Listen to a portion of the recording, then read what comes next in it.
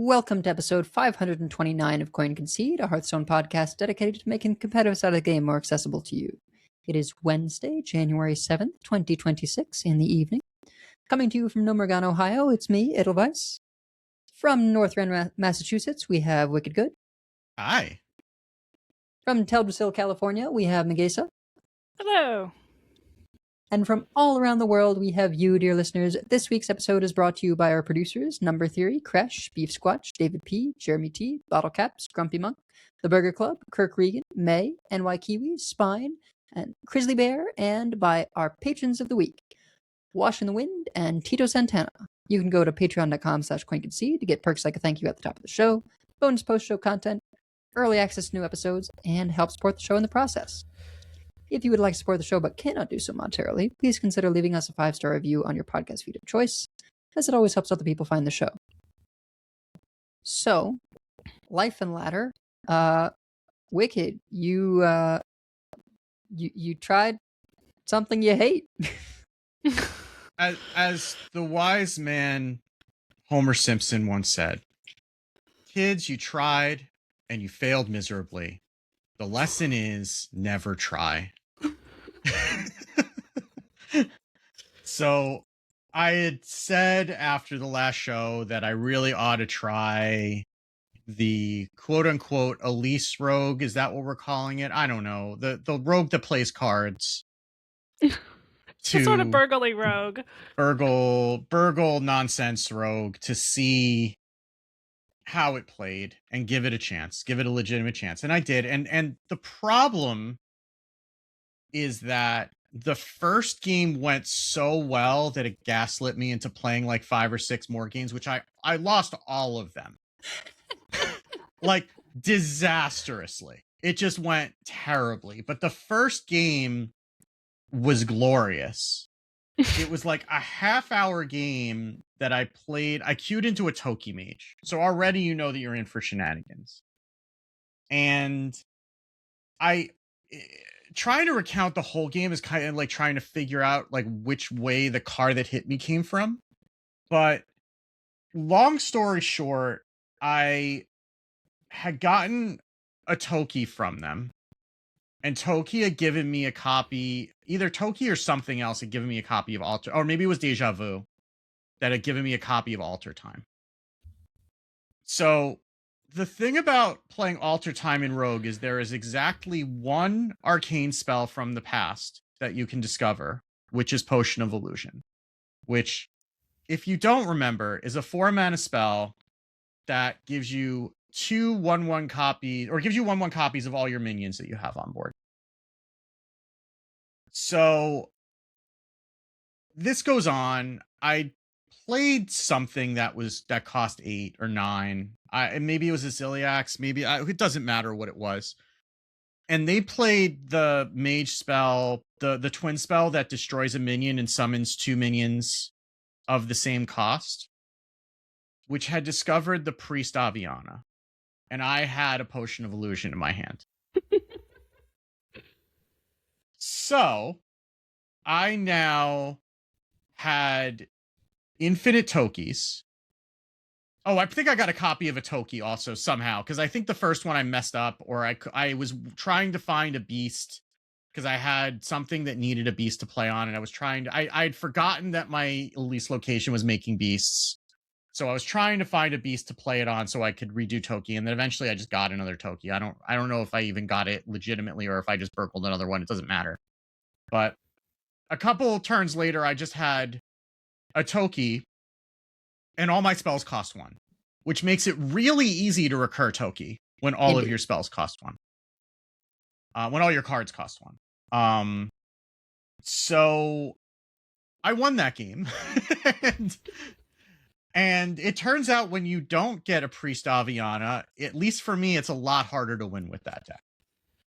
So I stopped playing it, and then I went and looked at the Vicious Syndicate report, and I saw that they had a obscenely slow Heron Death Knight that I have been playing quite a bit more of, and I played that up to Diamond 5 when I just had to switch off it today and go over to Shaman, because it's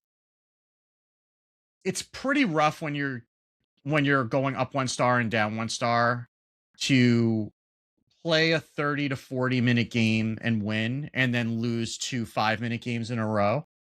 That's a little bit rough. But I do have a 55% win rate on it overall. I played like 57 games with it over the past week, which is probably like a year off my life, honestly, with how, because so what it's doing is it's not running the Stegodon or whatever it is that actually kills your opponent, because that's far too brutish for my tastes.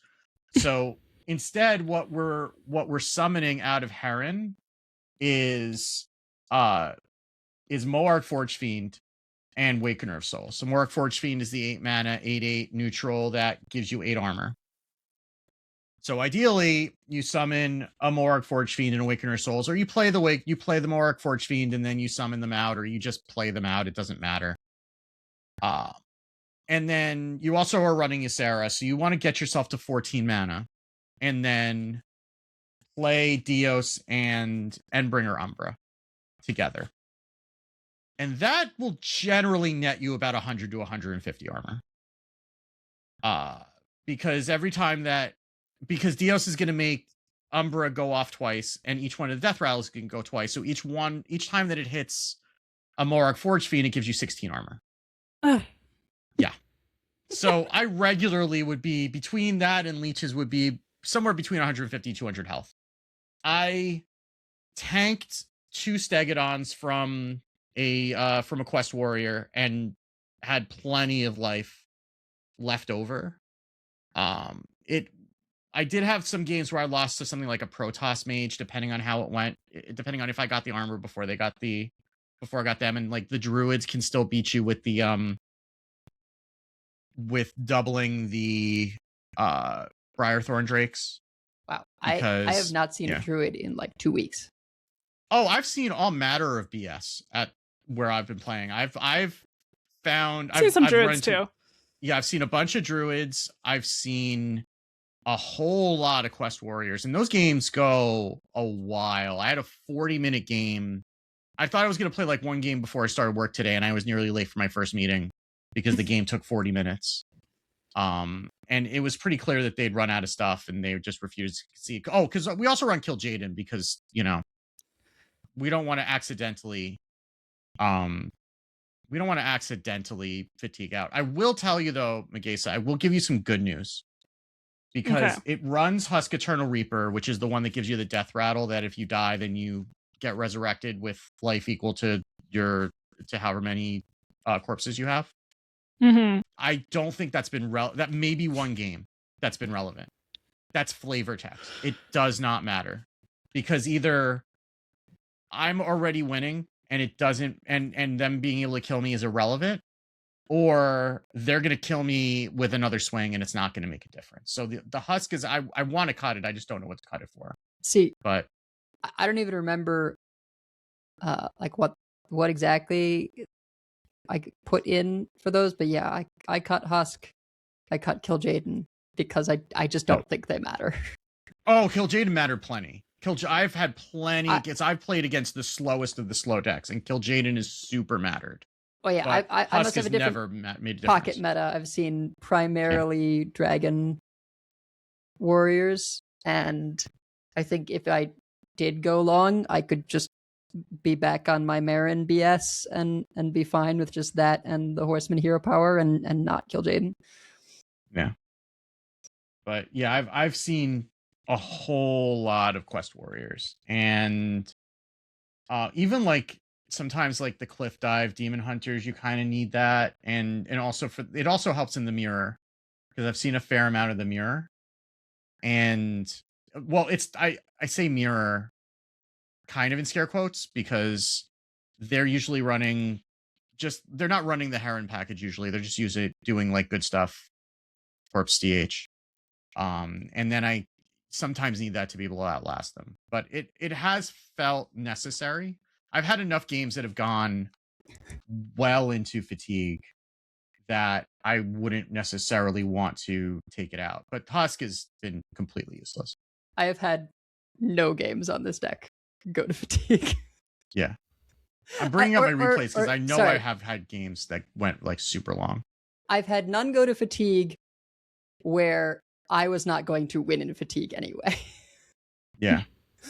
I think, yeah. I've had games of 28 turns, 24 turns, 21 turns, 20 turns. I lost against a shaman. I don't know how that happened, but 27 turns against a warrior. Like it's been necessary.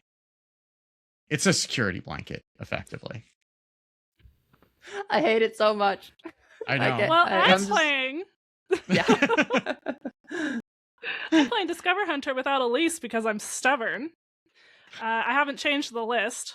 Again, because I tried switching to the VS no Elise version and I did a little bit worse and it was a very low sample size.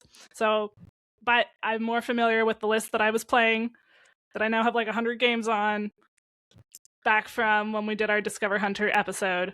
So I'm just jamming that. There are more rogues. It's a harder matchup, but I am actually positive against them as of this week. They can do silly stuff with discovers. Like if they get Rangari Scout, that's silly. They can get multiple sisters. They can do silly stuff with the Nagalings, the Tidepool people. But I'm playing the faster version, so I just kill them a little over half the time. So there's a lot of ways to just find damage with Sylvanas or with Neri, or I've had Alaria get me a monkey business, had a pretty full hand because you always do, and then just stuck one thing and killed them out of nowhere from their perspective. So there's lots of fun little ways to win. I'm not super positive. I'm positive, but not super high win rate with it overall, but I'm having a good time with it. And the games are mostly pretty quick. The longest game I had was 16 turns, and that's because I should have conceded around turn 10. But I was like, maybe I can eke out a win versus Death Knight. No, it was not going to happen. They were just playing with their food, as the cat decks are wont to do. And then what else are you going to play with, really? Yeah, I guess. Meow. I already got this enough for my cat. I've been still playing a lot of Expedition 33. I am almost done with Act 2.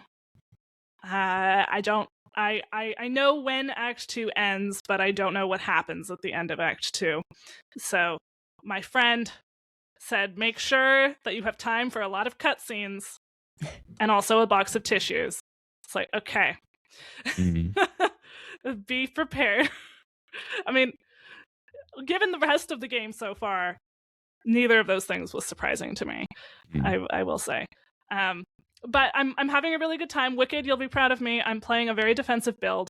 This is mostly because I'm bad at parrying, and therefore need to account for that. I actually have two. My A team is a little bit more defensive. One sort of high damage dealer. One, I gave her just all the health boosting, and she can revive other people. She also can do some damage when other people don't need reviving because I've actually been dodging properly. But mostly she's there to revive people. And then one character who there's an ability you can get where you die at the beginning of combat. Why would you want this? Because there's lots of abilities that trigger on death that buff your other party members or debuff the enemies. It's like that one Battlegrounds hero. So he immediately dies. All the enemies take a bunch of damage. Heals up my party to full, so if they weren't fully healed before, now they are. So I never need to rest. So I actually know where I've been because the enemies don't respawn, which is good. Because otherwise I'm in circles. And he buffs my party, he debuffs them. When I resurrect him, he has a bunch of abilities that make him better upon being revived. And then he can go and act a couple times in a row and do stuff. He does not have defense stuff on him because when he dies, it's a boon to everyone. So he has defense. Oh god, are there Phoenix Down type things? Is that a Final Fantasy thing? Oh, Or- Yeah, right. revive. Yeah, like items to Revivify yeah. in Baldur's Yes. Gate terms. Yes, there's both potions, and the potions reset on a rest, Mhm. so you don't need to be so precious about them. And But you don't like to there's, rest. but I don't like to rest. Well, but that's because I have a character who has an ability that will resurrect him. So at the cost of one of her turns, I get all of these other benefits, and she gets the action points back from all of his. He has things from when he dies and when he resurrects that give her those action points back. So it was basically free. Actually, she ends up net 1 up an action point. So she's fine. He gets to act twice upon getting resurrected. It's great. I'm cruising. It's also because I've been kind of completionist and I'm a little over leveled, I think, that I'm cruising. Although Hat said, "Have you faced blank?" Which I'm pretty sure is either the boss or the boss down that I'm going towards soon. And I said, "Not yet." And he was like, "Good luck." So Okay. that's a little ominous. That sounds like something he would say. So we'll see. I might have to actually like try a couple times until I figure out the dodge patterns. Well, I will point out, if you like that another game where you would need tissues and for the end game would be Trails in the Sky first chapter, and then you can build an evade tank that you don't even have to dodge or parry. It'll dodge for you automatically. There you go. So there you go. Well, this is my introduction into JRPGs. That's not actually a JRPG. Yeah. Kind of like Avatar: It's The a Last Airbender is an JRPG. anime that's not an anime. It's a JRPG. Oh, Yeah, that's God. what I mean. That's not my joke. That's not mine. I can't even take credit for that. That's just been the joke. That's what it is. It's a JRPG. Indeed. It's been fun. I do recommend it. It does have a little bit of time-based elements, but you can kind of, if time-based is not your thing, you can work around that. It does have a lack of a map. I'm definitely getting a lot better at kind of understanding how the maps work. But for people for whom spatial awareness and directions is not the easiest, it would be nice if there was an option for a map. And I definitely am having to open a walkthrough every once in a while and be like, okay, which way?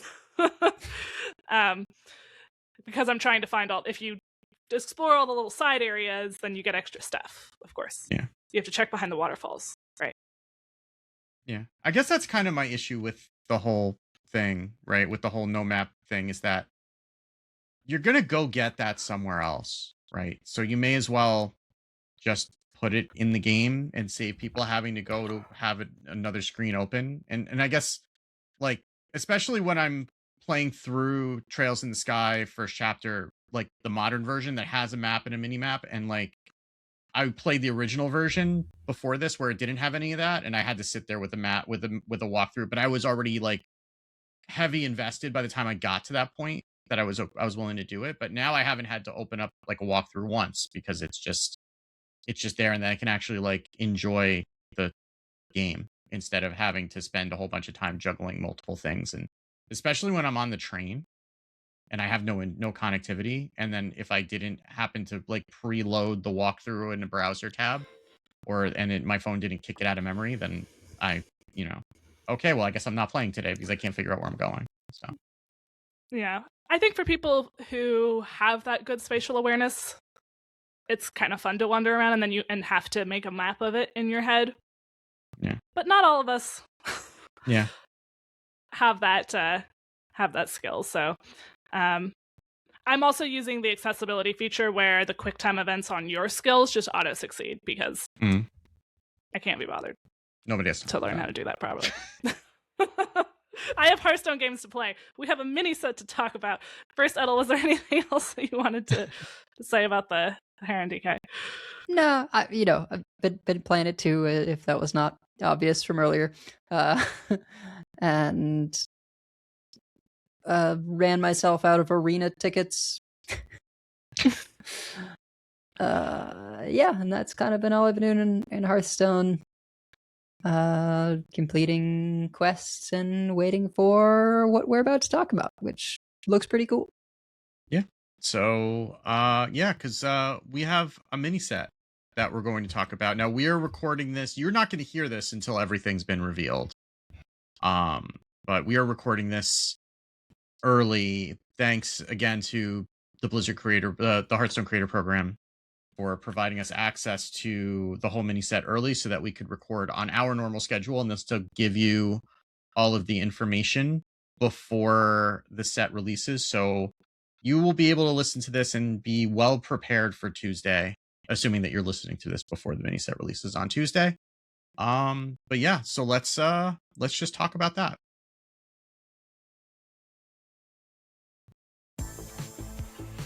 Gadgets and Gazette always gets the scoop. So we got the announcement today to fight for all futures with the Echoes of the Infinite mini set. So this is going to be launching on January 13th, which is a Tuesday, with 38 cards. Murazon's War on Time that began it across the timeways is hurtling toward one final battle between the Bronze Dragonflight and the Infinite Dragonflight at end time, where all timelines converge. The outcome will decide the fate of, well, everything. So, we're going to be getting 38 cards, 4 legendary, 1 epic, 17 rare, 16 common. You can buy it in the store for $14.99 USD or 2,000 gold for the normal version, or if you want the golden version that includes a bonus diamond end time Murazon, that'll be $69.99 USD or 10,000 gold. So we are getting 4 legendaries. We'll talk about the individual cards in explanations.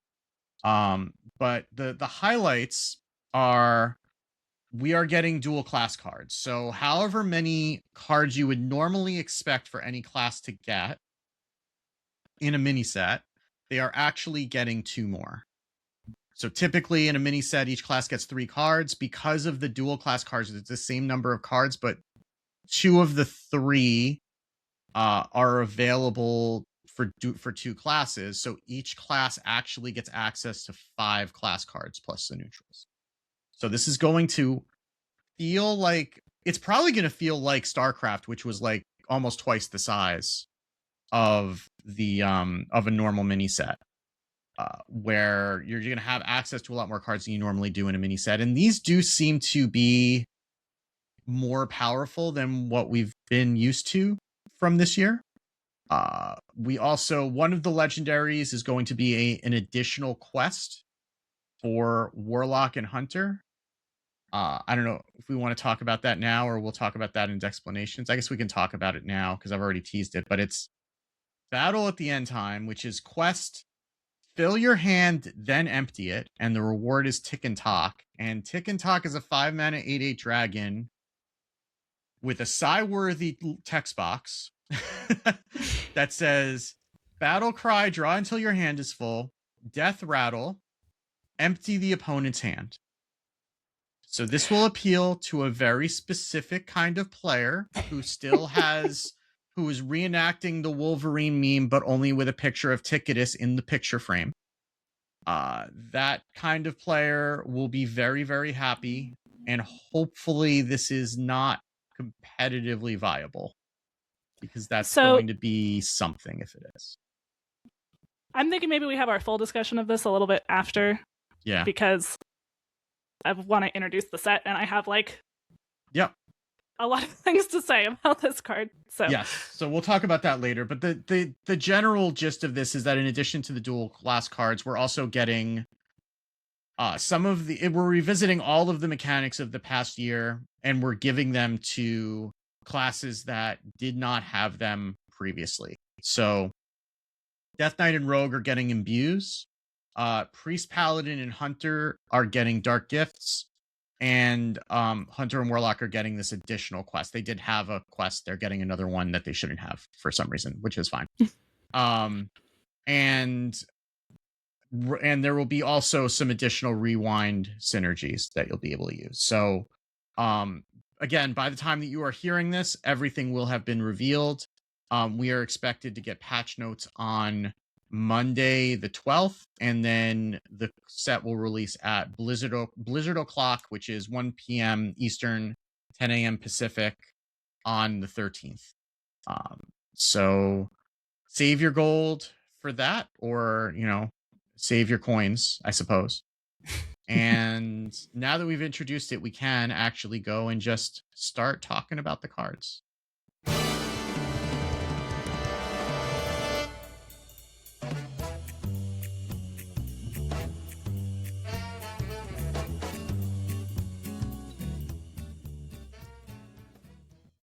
All right, so this was a bit of a hard explanations to organize. Thank you to Wicked for providing our organization here. Because of the dual class. There are, like, normally these sets have a theme, and there's not really there's the themes that they mentioned in the blog post, but other than that, it's just kind of a pile of good stuff, which is good. It's good to have a pile of good stuff, but there's not really any, like, couple of overarching themes for us to kind of anchor around. So we're going to talk about the legendaries. We're going to talk about the imbues, the dark gifts. There's a sort of infinity theme we'll mention. And then I'm sure there'll be other cards that we haven't talked about that we'll take a look at the end. But we can't even really go class by class because of the dual class. So we'll start with I guess we can start with the neutral legendaries. So there's a lot of neutral dragons, by the way, that are not legendary. But then our two legendaries are no type. So we have Morchi, who's kind of the evil Chromie. 4 mana, 2/5, neutral legendary. Your rewinds keep both potential outcomes. Battlecry, discover a rewind card from any class. The card here is Chrono Daggers. Yes. Yeah, I was sort of like, oh, that's interesting. That might see some fringe play until I saw you post about Chrono Daggers, and I was like, oh, that's specifically good for Rogue. Okay, cool. Because you can prep the Chrono Daggers, and then that is 6 instances, which means with another card Rogue is getting, if you have any spell damage, right, that suddenly goes turns from 1 to 3 into 1 to 6, which is kind of nuts. Yeah. Demon Hunter also has Aeon Rend, which is 4 damage to 2 random enemies. So that's also a similar use case for this. Yes, although the Aeon Rend has the disadvantage of not being able to all go face. Yeah, but if you're still getting 8 damage face, right, it's not nothing. It's not as good as Chrono Daggers, but it could be something that you look at, especially if you start piling on spell damage. That might be something that kind of figures into a game plan somewhere. Yeah. That might also be something that you discover off of Morchi, right? If we look at some of the rewinds that we have, Stadium Announcer is actually worse this way because you don't get to pick which weapon you end up with. Portal Vanguard draws you 2 cards now. Clocksworth costs 8 but summons you, so you can't do it on the same turn, but it does fill your board if she sticks. Raptor Herald gives you a couple potentially discounted beasts. Cease to Exist is the one that might be decent with this because it silences and destroys 2 random enemy minions. And yeah, I mean, those are the... Mend the Timeline could just be a full heal. That's true. Mend the Timeline is a paladin one that gets you 2 random holy spells, restore health to your hero equal to their costs. Yeah, when you're getting 4 random holy spells, that's a lot much more likely to be potentially. A lot you of could healing. Also just get like 4 1-cost spells and be sad, but because it's random. But I mean, presumably some of those holy spells will also heal you. So So there are some options with your Discover, but I think we're probably playing this in Rogue. Or actually, maybe Wormhole also might do it. Oh because yeah, Wormhole's worth it, I think. Which is the Hunter spell. It's 3 mana, summon a random 3-cost beast that attacks a random enemy that can also go face. Yeah. Yeah, 2 beasts much better than 1. So, big question for me here is: does it still do the rewind animation, or does it just say, "Oh, we're taking both"? Oh. Well, no, because you keep both. It says you keep both potential outcomes. So I don't think it's going to do one and then wipe it and then do the other one. Because the whole point of the animation is to wipe and reset the board. Well, that's a massive buff then. If you don't have to sit through that. No knocking the the actual animation. It's a cool animation, but like getting to save the time, you know, involved in not having to deal with that processing taking place, I think is nice. Yeah, I mean they definitely did make it faster, but yeah, it's still an issue. So, I think more likely to see play than Chromie is.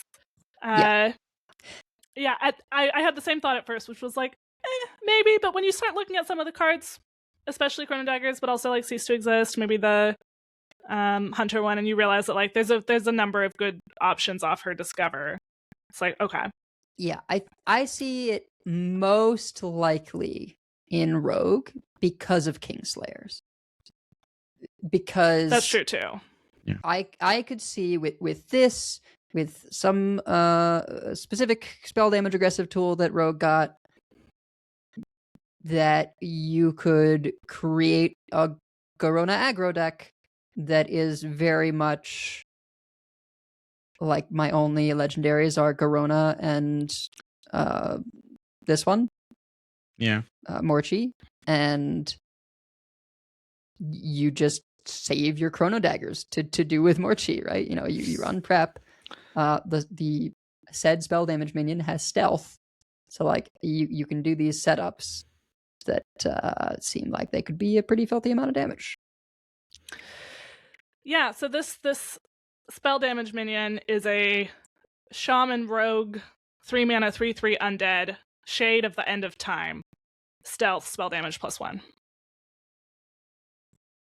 I hope we're getting some sort of a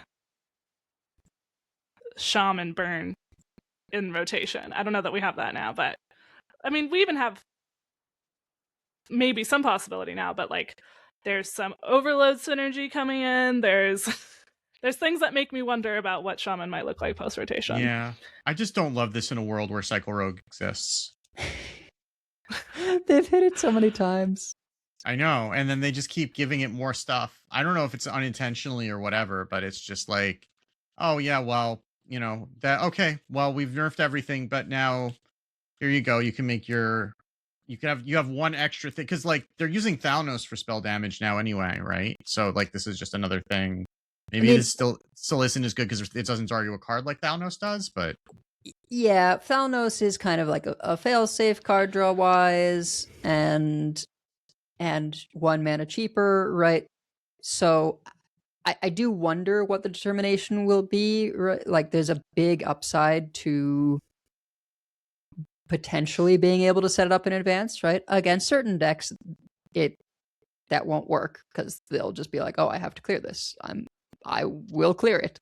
Although that is harder to do even for some of the control decks right now. You only have so many corpse explosions, and Brawl misses sometimes. Brawl is going to leave this alive every time, first of all. Right. Like, that's just science. But, you know, there's not, like, it's not as easy to do 3 damage. I mean, you have a couple of corpse explosions, right? But there's not a lot. Like, usually you're using leeches to kill it. Leeches probably aren't going to kill these that easily. It's basically just Husk for Death Knight. Yeah. Cease to Exist for Priest. Yeah. Warlock has like Table Flip. Yeah. Although not that we're seeing like slow Yeah, like warlocks there's right now. things, but it's awkward enough that like you Yeah. still could pull it off against the slow control-y decks, you know? Yeah. Warrior's got the Um, Spellburst Dude, which will clear it. I mean, I think that's going to be the biggest thing that's going to be able to clear that pretty consistently. Oh yeah, Hostile Invader. Yeah. That's it might be a little tricky against Warrior, but it might still be worth running as a check, or as like a lot of decks struggle with this. Because a lot of removal right now is like minion based or rush based. This probably isn't enough, but I'm like, asteroids are still in standard for Shaman. And it does buff those as well as Incendious. So maybe. Could be worth finding out. But yeah, that is worth mentioning when we're talking about Rogue with Morchi. It's just another option there. The other neutral legendary that we got is End Time Murazond. 9 mana, 4/6. Battle Cry. Fill your board with random dragons. Fully heal your hero. Skip your next turn. There's no way, right? There's No. No. No. We've seen this movie and we know how it ends, right? I mean, this was what was the priest one? The priest dragon. I've repressed the memory. Oh yeah, what was the benefit? Oh, it was they get 2 turns and then you get 2 turns. Yeah, you gave them 2 turns and then you get 2 turns, right? Was that Murazond also? I think it may have been. No, it was. Oh god, now you're gonna make me look it up. But yeah, I mean, this at least fully heals bad. your hero when it does it. Temporous. That's what it was. Yeah.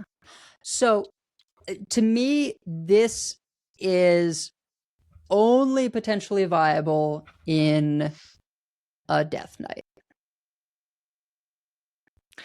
Where you have a big high health. Yeah. Exactly. Right. Where the max the heal your hero is not going to 30. Right? It's going to minimum 40. And ideally You're higher. Probably already there. Like No. There's a lot of games where you're getting beaten down that like the increase to your max health is healing, not increase to your max health, right? Because I guess I'm playing the armor damage. version where I don't care about that as much. And there's actually not a lot of lifesteal going on, you know, outside of Ziliax. Yeah. I mean, that's enough, but yeah. Kind of. But the point is, like, this is the kind of thing where, and again, maybe not yet, but assuming Vampiric Blood sticks around, right? And leeches are going, right? Leeches are Emerald Dream, I'm pretty sure. Well, yeah, so like between leeches and Vampiric Blood, I think you can get quite high. And to me, I think that has some real potential with this. But I don't see how anyone else ever does it, because even 40 giving them 2 turns is pushing it. So the thing is, right, there are 68 dragons in standard right now. I don't know if they're all necessarily summonable, but let's just assume that they are. 13 have taunt. So like 1 in 5 have taunt. So maybe you're going to get 1 or 2 taunts on a board. If your opponent just cleared or something and they don't have a board, you might be able to get away with this. Oh yeah, I forgot the text besides fully heal your hero. Yeah, no, I think this might actually see some play. For when so I think the argument is the same as I made for Story of Amara, which ended up not panning out, but I think this has a better shot, right? Yeah. Because you might get some taunts, which obviously great, and it's turn earlier, and you get a full board, right? So it is the shut the door, right? It's the are we done now? Yeah. And I mean, like, the taunts are big. Like, Amber Warden's a 412, Primordial Witch a 4/8, Sleepy Dragon's a 6/12, Shilmaw's a 6/6 that if you have any dragons in hand will do some damage. Illusory Greenwing is there. Clay Matriarch's a 3/7. You have Yasandra, which is going to drop another dragon behind. Again, only 13 out of 68, but those aren't terrible odds. And you might also get some, I think there are some with Rush too, right? I'm looking up how many have Rush to try to whittle down. So there's 7 with Rush, which is not as many. But you could get a great deck Dracorex, right? Which is going to clear the board and buy you some time. Draconic Delicacy is a 6/6. Well, one of those is Time Lord Nozdormu, who's just going to be the biggest whiff because he's just going to be sitting there dormant probably for the rest of the game. But you've got Whirling Stormdrake, you've got Evasive Worm, you've got Soldier of the Infinite. I could see a world. I mean, would I take this off of a Marin?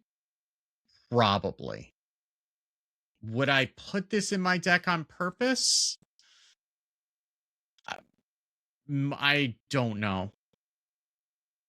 It's a tough call because, like, skip your next turn is not something that has generally worked out. Mm-hmm. It's definitely risky. I'm sure this is intentional. It's funny that, like, the biggest counter, and I don't think this is going to come up very often at all, but if the opponent happens to be running regular Murazon, yeah, then they get to just attack with it, like put it down and then attack with it with no Zarimi shenanigans whatsoever. Right. I mean, assuming that you don't generate any taunts, right? And that they can clear them off, which they may not be able to. Like, you're probably dropping this on an empty board, right? And then if they do drop that Murazon and they don't have a way to get a taunt out of the way, then I'll just say, as somebody who played a lot of Zarimi, now granted, when you're doing Zarimi, you're choosing when you get 2 turns. Yeah. That is a big difference. But my recommendation to people generally was play Zarimi whenever it's active, before we had it as this, like, Murazon combo thing. And you can get through a lot when you can build a board and then attack with it. So even if you have an empty board to start with, I think there's a chance, particularly in Death Knight, because they heal more. But it definitely is somewhat risky. But if you do make it, then you have if they have to spend those turns clearing the dragons, like, they'll probably at least clear the dragons if they don't kill you, but maybe not. I mean, that's my bigger problem with this, is that, like, the dream is that you get to start your turn with a board of dragons, and that's not going to happen, I don't think. Like, in the games where you can play this, right, you're going to be against somebody who has the ability to clear boards because you're probably in a control matchup, and this board is not going to make it through 2 turns. Your opponent should be able to chip away and clear that board away in 2 turns, especially if you're not hitting them in the middle. And then, so what, you have like 1 or 2 random dragons left over after all that? You did get a full heal. That's the part you have to care, but you have to really care about the full heal. And in a world where leeches are reducing minimum health, if you're not actually a Death Knight, I just don't know how much this is going to really matter if you're putting it in your deck on purpose. And we're not, at least until rotation, I feel like for Elise, your 9 cost is just Ziliax, right? Because, like, Ziliax heals you 12, leaves you with 2 6/5s with taunts on the board, and you don't have to skip your next turn. Yeah, and it fully heals your hero, right? Like, it's Ziliax is often then they a have full to attack heal through it again. Yeah. I don't know. Ziliax has often not felt like that much healing to me. Like, don't get me wrong, card's good. It is a big swing, but there's a lot of times where they play their Ziliax back or have other removal, right? Like, It just I don't know. I particularly since I am always messing around with like, okay, what does a vampiric blood deck look like right now? I think that there are instances where I would rather have this than Ziliax. What is funny though is that I keep looking at this card and I keep reading it as bedtime Murazond, which is probably appropriate given the kinds of decks that it's going to be running. It's past your bedtime because you've been playing this. I just want to quickly shout out some of these neutral dragons while we're on the point of neutrals. Prescient Slither Drake is a 7-mana 6/9 dragon with elusive, but it costs 3 less if you're holding another dragon.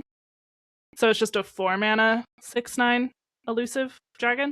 If you have a dragon deck, seems good. Seems good for a warrior. Seems I might try to do a Last Hurrah Zarimi Priest. Without Elise is probably worse, but I might try it out of pure stubbornness. And so I mean that just seems like it could be good for any sort of dragon thing. Crumble Crusher is an 8-mana 8/6 dragon with Battlecry. Destroy a random enemy minion, location, and weapon. It's definitely a lot more expensive than Demolition Renovator, but it exists as an option. And then Omen of the End is actual Ticketus. Wait, sorry. So I think this is a real card, not in the I run it in my deck sense, but in the there's going to be a lot of discovered dragons, and this is a decent amount of the time going to be like a pick you're quite happy to see. I mean, it's just because it's all of those things, right? Like, hitting a minion and Elise location, I think is going to come up. Yeah, and sometimes if they have like a foam render or something, that's a nice bonus. Yeah. Omen of the End is a 5-mana 5/5 dragon. Battlecry, if your deck is empty, destroy the top 5 cards of the enemy deck. This is when Kil'jaeden rotates. Wicked is like, haha, finally. If we're in a control mirror, you don't draw. And then the opponent's like, oh cool, you're 5 cards ahead of me, now you're not. Yeah. I mean, this might actually be like, this might actually be a 2-of in control decks post rotation, legitimately. Because it would allow you to draw and then still be able to not be at a disadvantage. And honestly, it would speed up control mirrors, which is not a bad thing, all things considered. This might be a legit, again, not now while Kil'jaeden exists, because then they do that and you say, okay, fine, I'll just play Kil'jaeden earlier and I don't care. But once Kil'jaeden rotates and we have fatigue as an actual thing that happens occasionally, I think this could be a real card in control decks for sure. Yeah. And I do like the actual like incentivize, draw some cards and play some cards out of your hand. Yeah. Okay. Those are the neutrals. So we should probably come back to that quest, Battle at the End of Time, and Tick and Talk, which is the reward there. So the quest again is fill your hand, then empty it. And this is for Hunter and Warlock. And the reward is a 5-mana 8/8 dragon. Battlecry, draw until your hand is full. Death Rattle, empty the opponent's hand. I think this has potential in Hunter, specifically. We can play a kind of like burn or aggro deck with a low hand, but have things like Wilderness Pack, which is a 1-mana spell that adds 5 temporary beasts to your hand to fill our hand up. There's also Monkey Business. That's a little harder to dump, but it is just a bunch of 1/1 bananas. We could be running Neri in this deck with a bunch of 1-cost spells, and if you Neri with the Wilderness Pack, then you've automatically filled your whole hand, and then it goes away, and you probably have an easy time dumping everything else because it's like Arcane Shots or something. And a deck like that is happy to draw until their hand is full, They don't actually necessarily need the death rattle to go off, but what it is it's really helpful against control because it gets rid of the tools that they were saving to deal with your big stuff, or they leave up an 8/8.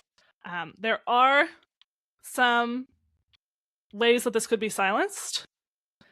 There's Royal Librarian, which we're only putting in if there's a lot of that kind of thing. But there's also like in Priest, and why are we even mentioning Control Priest stuff? We'll get to that. There's more cards.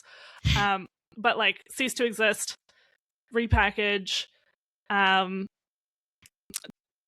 the Brochure. So Priest has a lot of ways. Does Death Knight have any ways other than the Librarian to like nullify this?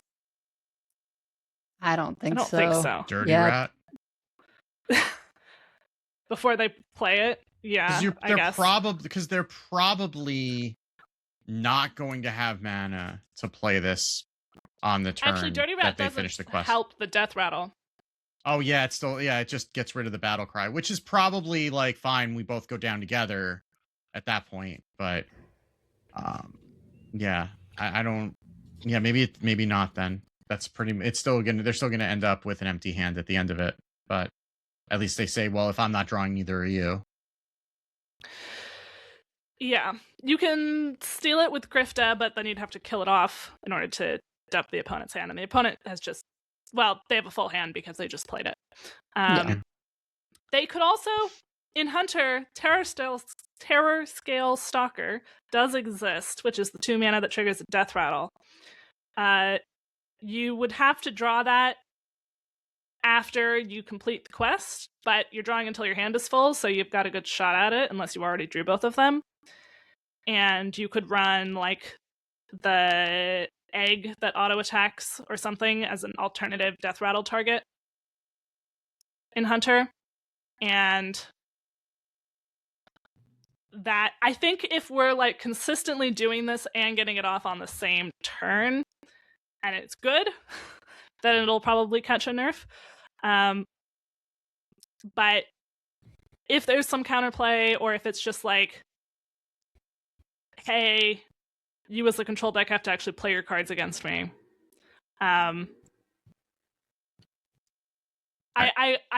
Wicked has a visceral reaction against this. I totally understand where that's coming from. As someone who did play Galakon Priest against Ticketus Warlock, and like never win a game, and the internet's like, well, too bad for you. I always beat them. That's very frustrating. I think my visceral reaction is much less negative because it is. I feel like I get that happen to me every time I get Corpse Explosioned. I played my whole hand, and then they used one card, and it's all gone. But it is a little bit different. I do get that.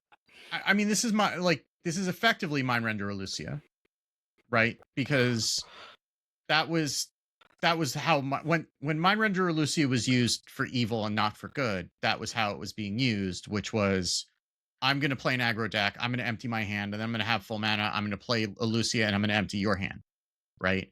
Or just, I'm going to keep you from having a hand to deal with my board, right? Right. Yeah. For a turn. Yeah. Yeah. So I think that the question really is going to be, how are you building your deck? Because you can build your deck to do this, right? Yeah. How are you building your deck to do this and then also not have complete garbage in your deck that you're drawing when you play the battle cry, right? And actually be able to win the game after that? Because ultimately, like, if you are doing this, you either need to have something that discards stuff out of your hand, or everything has to be very low cost, right? Like, there is that weapon that's new, Chrono Claws, 4 mana, 4/3. After your hero attacks, discard your highest cost card. And maybe they're thinking of like a discard thing with Warlock in the future. I don't know. We don't really have we have temporary stuff with Warlock, but not discard. Yeah, I'm more, scared / inclined to think that the Hunter direction that the World 8 was considering is the way to go, right? Just because, I mean, the pack giving you 5 temporary cards, right, means that you just have to hit hand size of 5, and then you play that, and or I guess 6, because you play it and it's played, but then you go from 5 to 10, and that might be just a powerful enough activator along with Monkey Business that it's just like having these few cards in your deck that allow you to just complete that full hand, and then everything else is just like super cheap and easy to throw out aggro deck wise. That to me seems more viable than however Warlock would be doing this. Yeah. I mean, Yeah. Also, Hunter could just play King Malik. Right. Yeah. That's true. Yeah. Forgot about King Malik. Yeah, I think we're doing kind of the like no hand hunter type of thing. Maybe a slight death rattle package, some burn spells. You've got Neri, who's good sort of before or after. I guess the problem with that is that if you're relying on King Malik to dump your hand, that's one less draw that you have in the early game to find Malik early. Well, yeah, this is why I think it's like, well, you want stuff that is dumpable, right? And what's going to be the best direction to do that? I don't know, because you have to. It's this very weird balance that you have to walk early on, where you you want cards that you can just run out there, but at least in terms of the pack, you still need to have a decent amount of cards in hand for it to work, right? Yeah. And so which in is that sense, which is not how Empty Hand Hunter runs, right? Right. Like, yeah, in that sense, Monkey Business is, more, even better, right? Because it's like, well, it fills your hand. That's what the card says. Yeah, you could Monkey Business and then King Malik. But then you have to make sure that you get those cards, so then that's a little bit slower. Or I guess if you're no-handing, you have a lot of draw. Oh, you try to get Monkey Business and then King Malik. I'm wrong. It's 8 bananas. It's not, but that's basically fill your hand. That's basically filling your hand. Yeah. Yeah. But the ever-present problem with this kind of thing is this leans towards an aggressive strategy, and you're skipping your turn 1. Yes. to play the quest. Yeah. And you're giving up a draw on your opening hand too. Right. Yeah.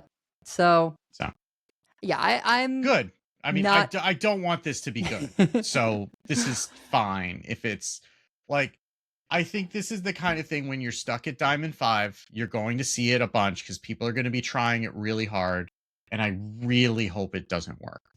I feel like after Mind Render Lucia, something that says discard your opponent's hand, they know really well how much people hate mass discard. But they also love it, right? Because they love it when it's not happening to them. Well, yeah, no, but that's my point, right? People loved playing Ticketus as much as other people hated getting Ticketus. Yeah, but I think everyone got sick of Theatar after a while. Well, sure, yeah, but that's because that was in everything. Right. So. Right, this is class-specific stuff. This is a kind of like check of, have I won the game at this point when I get it off? I think is different than... Yeah, it's interesting because I feel like the healthier play pattern is for this quest to be in an aggressive deck that then makes some, weird sort of card choices to have this 5 mana 8/8 that they throw down at some point where you mostly care about filling your hand, right? But then it also has this sort of, hey, figure it out question that it poses to the opponent of, do you have a Hex? Do you have a cease to exist? Whatever. But mostly you just want, the card draw for the burn and refill. My concern would be that, like, because of all the costs of playing the quest, losing your turn 1, all that stuff, and running some cards specifically for it, that doesn't work out. But that there does exist a, hey, I'm all in on making my opponent lose their hand, right? With the trigger the death rattle immediately thing. And that won't be good, but it will be popular for the people that hate the control decks, right? That are just like, I want to make them cry by making them discard their hand. And so it won't be a stats outlier, but it could be a popularity outlier for people who just want to screw over those decks. It's just I too will say bad for that the like Elucia stuff. I'm just gonna say it's too bad that once upon a time I would have said there's a time and place for everything and it's called duels, and I can't say that anymore because this feels like it would be like right in line with what was duels, and it's not a thing anymore. Anyway, sorry. I will say for Elucia did not give up a card in your opening hand. It costs 3. There was no setup required except for that you played your hand, but you didn't have to fill it first. Like Elucia, we were playing on like turn 5. Yeah. Am I insane? Did Elucia cost 2 at some point? It did. Yes. For like a week. She'd already They been nerfed it. They nerfed it so fast.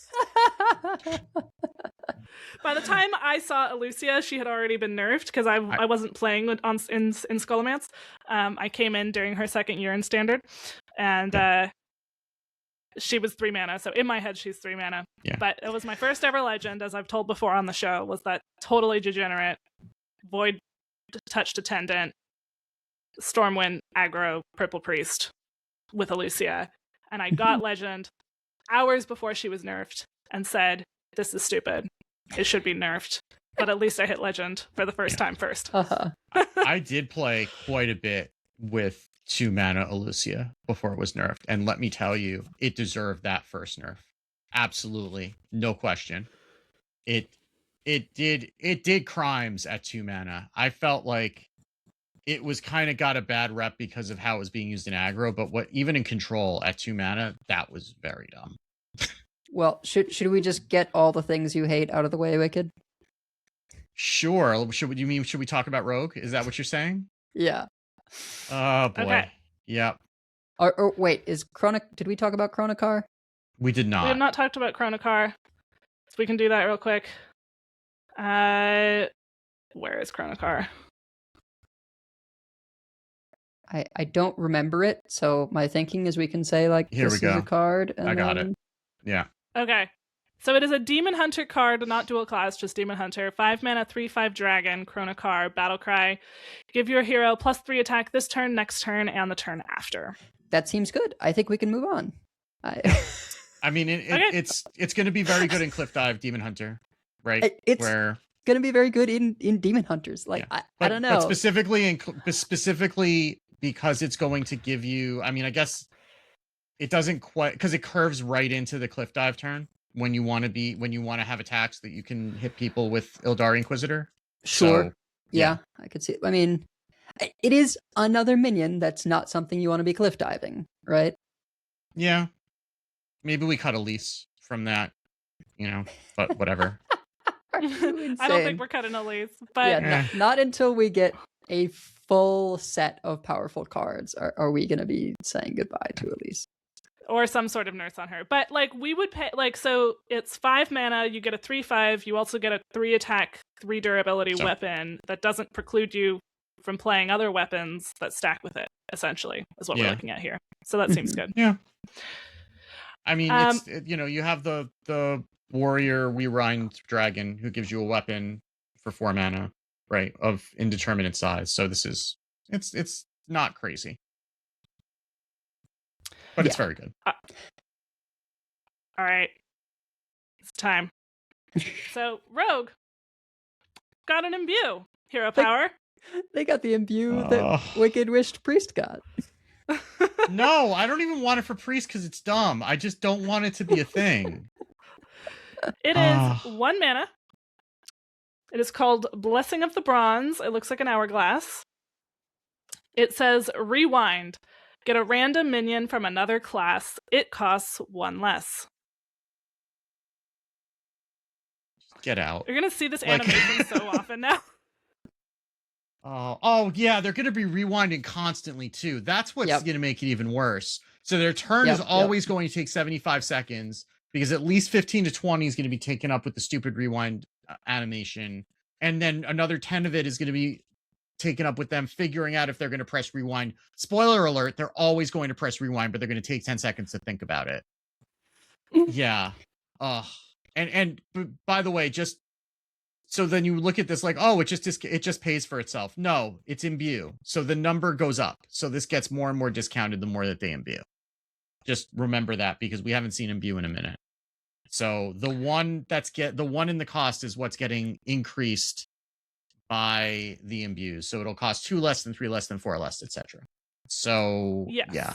Although they do only have, unlike the other imbue classes, they only have one class card that imbues. They do also have the neutrals.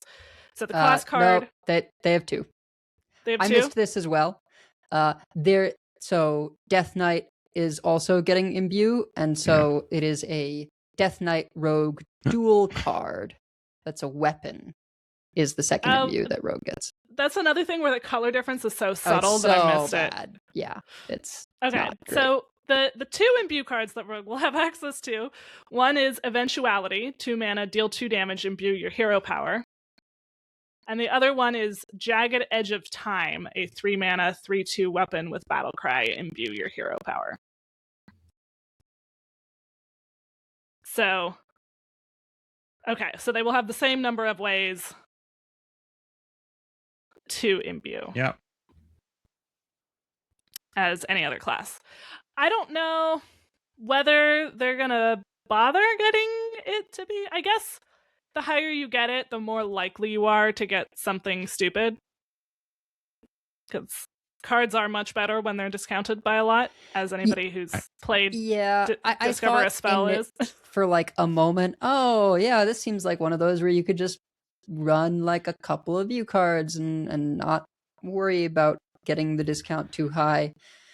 But I do think there is some serious benefit to getting the number quite high because, yeah, like what Wicked was saying, you then get a lot of free stuff. I mean, imagine a turn, right, where you have Morchi and this hero power, and you get, 2 random minions very heavily discounted. Maybe you do it with the double your hero power robot, right? Now you get 4. And God. They all cost 4 less or something. Like, it hurts. Yeah.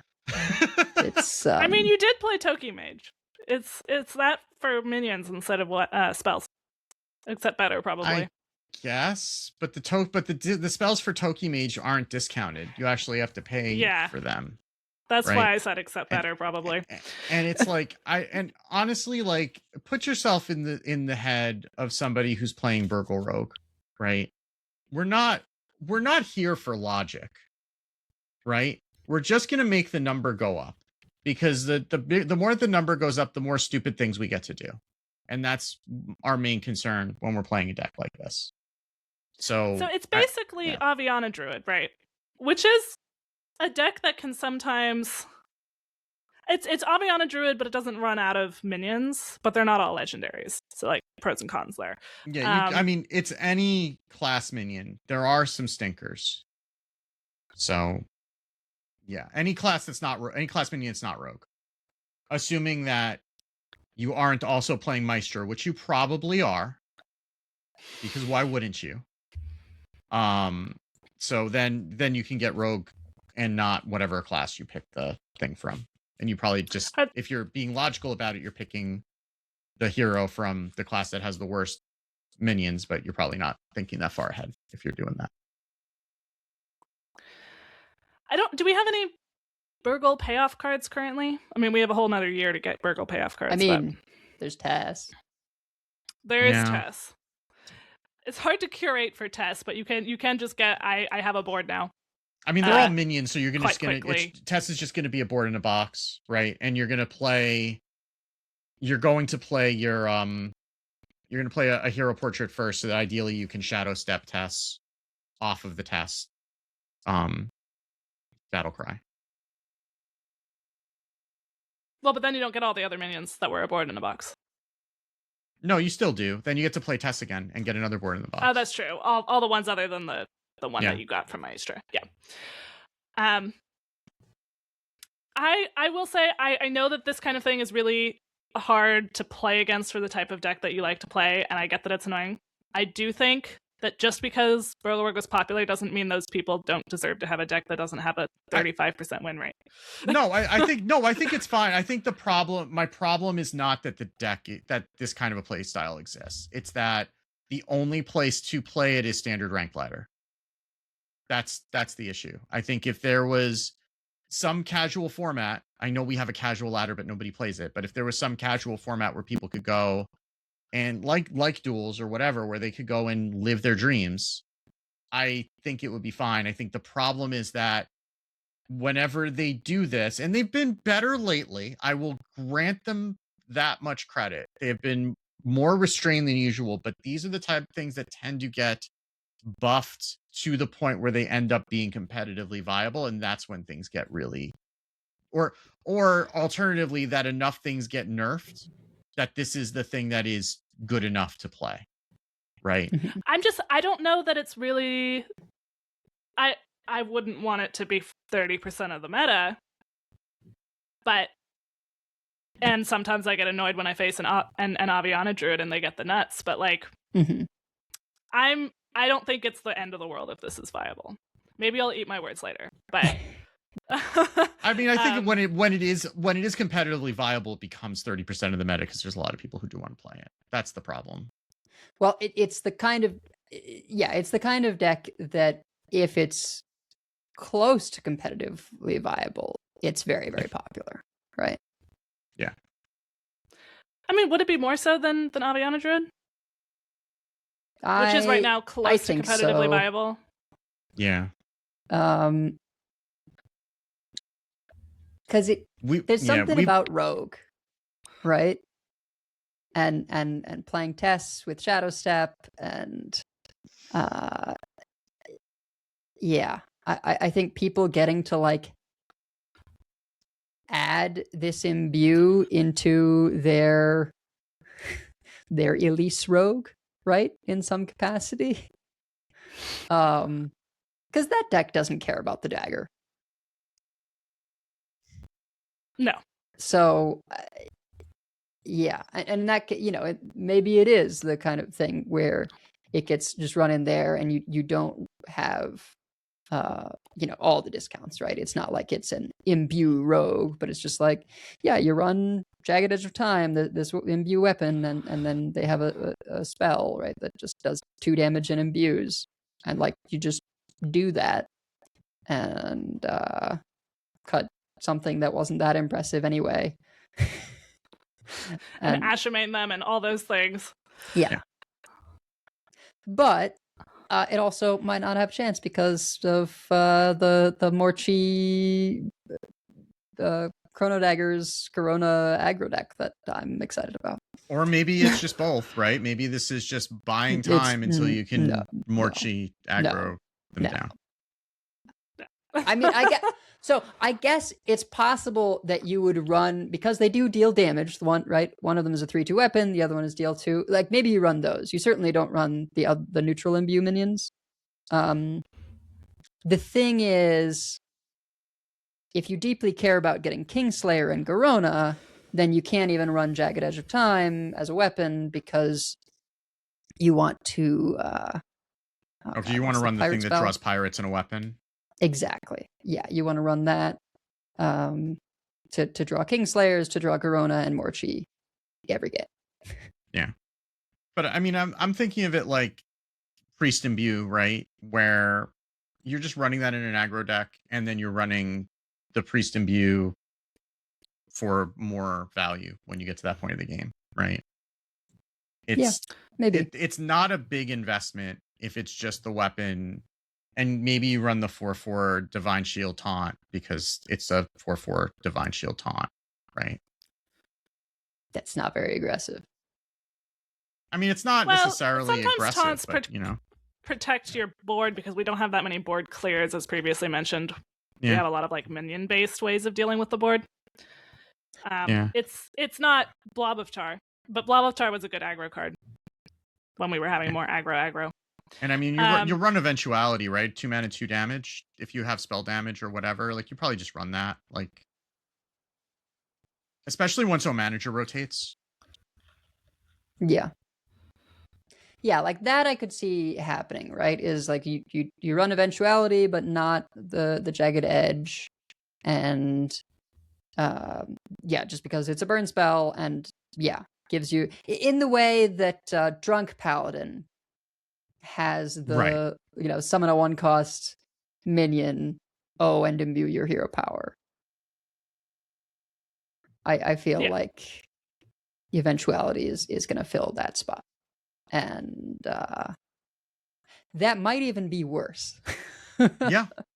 Because then it's just going to be in things that aren't even super caring about that. But well, we'll deal with that eventuality when we get there, I suppose. We have tortured Wicked for long enough. So Death Knight also got an imbue. It is a passive hero power. Blessing of the Infinite. The first undead you play each turn gains +1 attack, and then if you imbue it, +2 attack, +3 attack, and so on. Yeah, we were talking about this a little bit before the show, off. Well, we weren't streaming, but off camera. Because like they clearly learned from the Zerg Death Knight, where that was summon and +1/+1, and those two things together were very gross, and this is considerably more fair, which is not to say that it's not necessarily something that has use cases, but it's not going to snowball the way that the Zerg Death Knight did. Because I think that's the first thing that you think of when you see something like this, and then you realize there are like 3 things that are different. It's the first one, it's play not summon, and it's +1 attack. So, and you're losing, even if it was summon, you're still losing your generate a corpse hero power anyway, right? So there are some undead that are available at Death Knight that do care about attack, but there's not as many as you might like in order to really take advantage of this. Yeah, I'm taking a look at what undead we have. The Nerubian Swarm Lord or whatever is a big one, right? The 1/3 taunts. There's anything that says summon a copy, right? Because the copy is still going to get the attack. So that and Shambling Zombie Tank are, and what's the other one? The 4-drop, the Malignant Horror, right? Like those are kind of the simplest ways to go. Anything that makes a copy of something with the attack will get the attack. Darkthorn Quilter was that hand buff one. At the end of your turn, deal this minion's attack damage randomly split among enemies. Yeah, that and Toy Snatching Geist, which is the 3-mana 2/1 with Gigantify, which discovers an undead reduced by that minion's attack, I think is the other one that we were looking at. That normally the little one is not that good of a discount, but if even the 3 attack one or the 3-mana one is like 8 attack or whatever, because you've imbued a lot, then that could still get you some good value out of that. And then this thing's like reanimated Pterodax is just better if it has better attack. Yeah, and Rainbow Seamstress. Yeah. Yep. Yeah, there's a few rush ones where you could get more utility out of that. There's a few damage ones and that we can mention. Yeah, no muncher. Right. So like, there's synergies. I just don't know if they're enough. I feel like it doesn't have the spike that a hand buff DK does. It sort of instead takes that and spreads it over the course of the game, and it's just attack, not health, right? So it's, I don't know. Yeah, and you can't even like abuse this with Sing Along Buddy, right? It's not like you play a hero, press the hero power button, and the next undead you play gets +1 attack, because it's just a passive. So it's just the first one. You need to order around that, right? And you can't really double this up or anything like that, like you have been able to with a lot of the other, like with Druid, right? Where you can get, okay, well now I'm going to get 2 big things or 3 big things, or I've got Dios, and Dios is going to trigger it twice, and I've got Sing Along Buddy, so I can press the button twice. Now I've got 4 giant dudes. Like, this doesn't benefit from any of that. It's just because it's passive, it's getting what it is, and it's that one, and take it or leave it. I'm looking at some of the neutrals. We have Bumbling Bellhop. We have Crater Experiment, which is the Kindred, summon a copy. We have the Amalgam Kindred, summon a copy.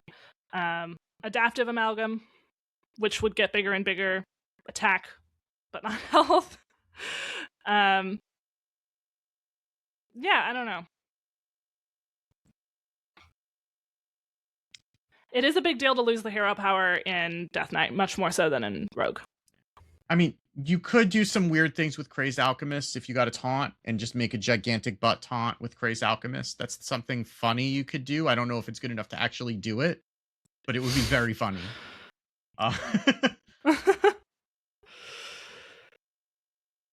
Endless big butt on this thing.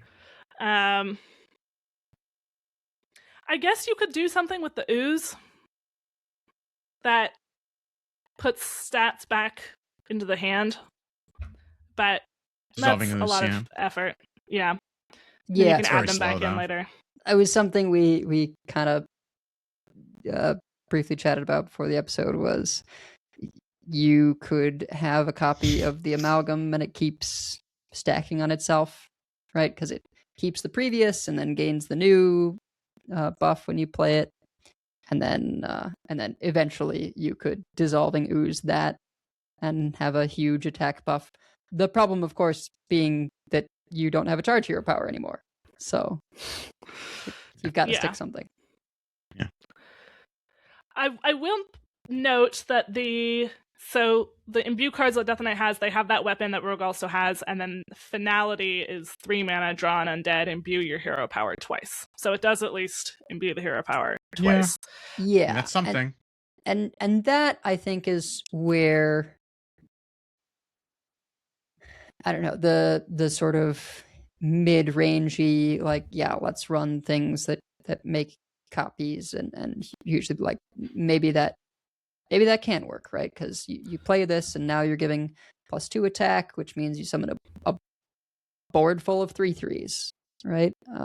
On turn 4, and well, not a board full. You summon 3 3/3s, 3/3 taunts, and getting those buffs on, things like No Muncher. Maybe that's good enough. It does feel like this is one where you would want it to get as high as possible. Yeah. But also, Death Knight is the one class that really, really leans on its hero power really hard.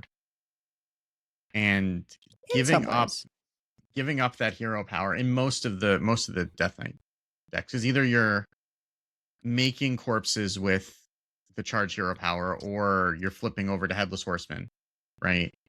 And you're giving all that up for this passive, and that passive has to really be worth it, because you're not doing corpse things anymore, right? I mean, you could, but it's going to be a lot harder when you don't have that hero power. Like, anyone who's played Headless Horseman knows how much harder it is to get a decent corpse total when you don't have something that makes a 1/1 that dies guaranteed. I do think that you're seeing this through the lens of the slower decks that need their corpse generation to come primarily from the hero power, right? But even like Triple Unholy still needs corpses for like Grave Strength and stuff like that, right? Yeah, but that's just one time, right? Like, there's not repetitive corpse users in something like a Triple Unholy deck, so you don't actually like need as many a lot of times.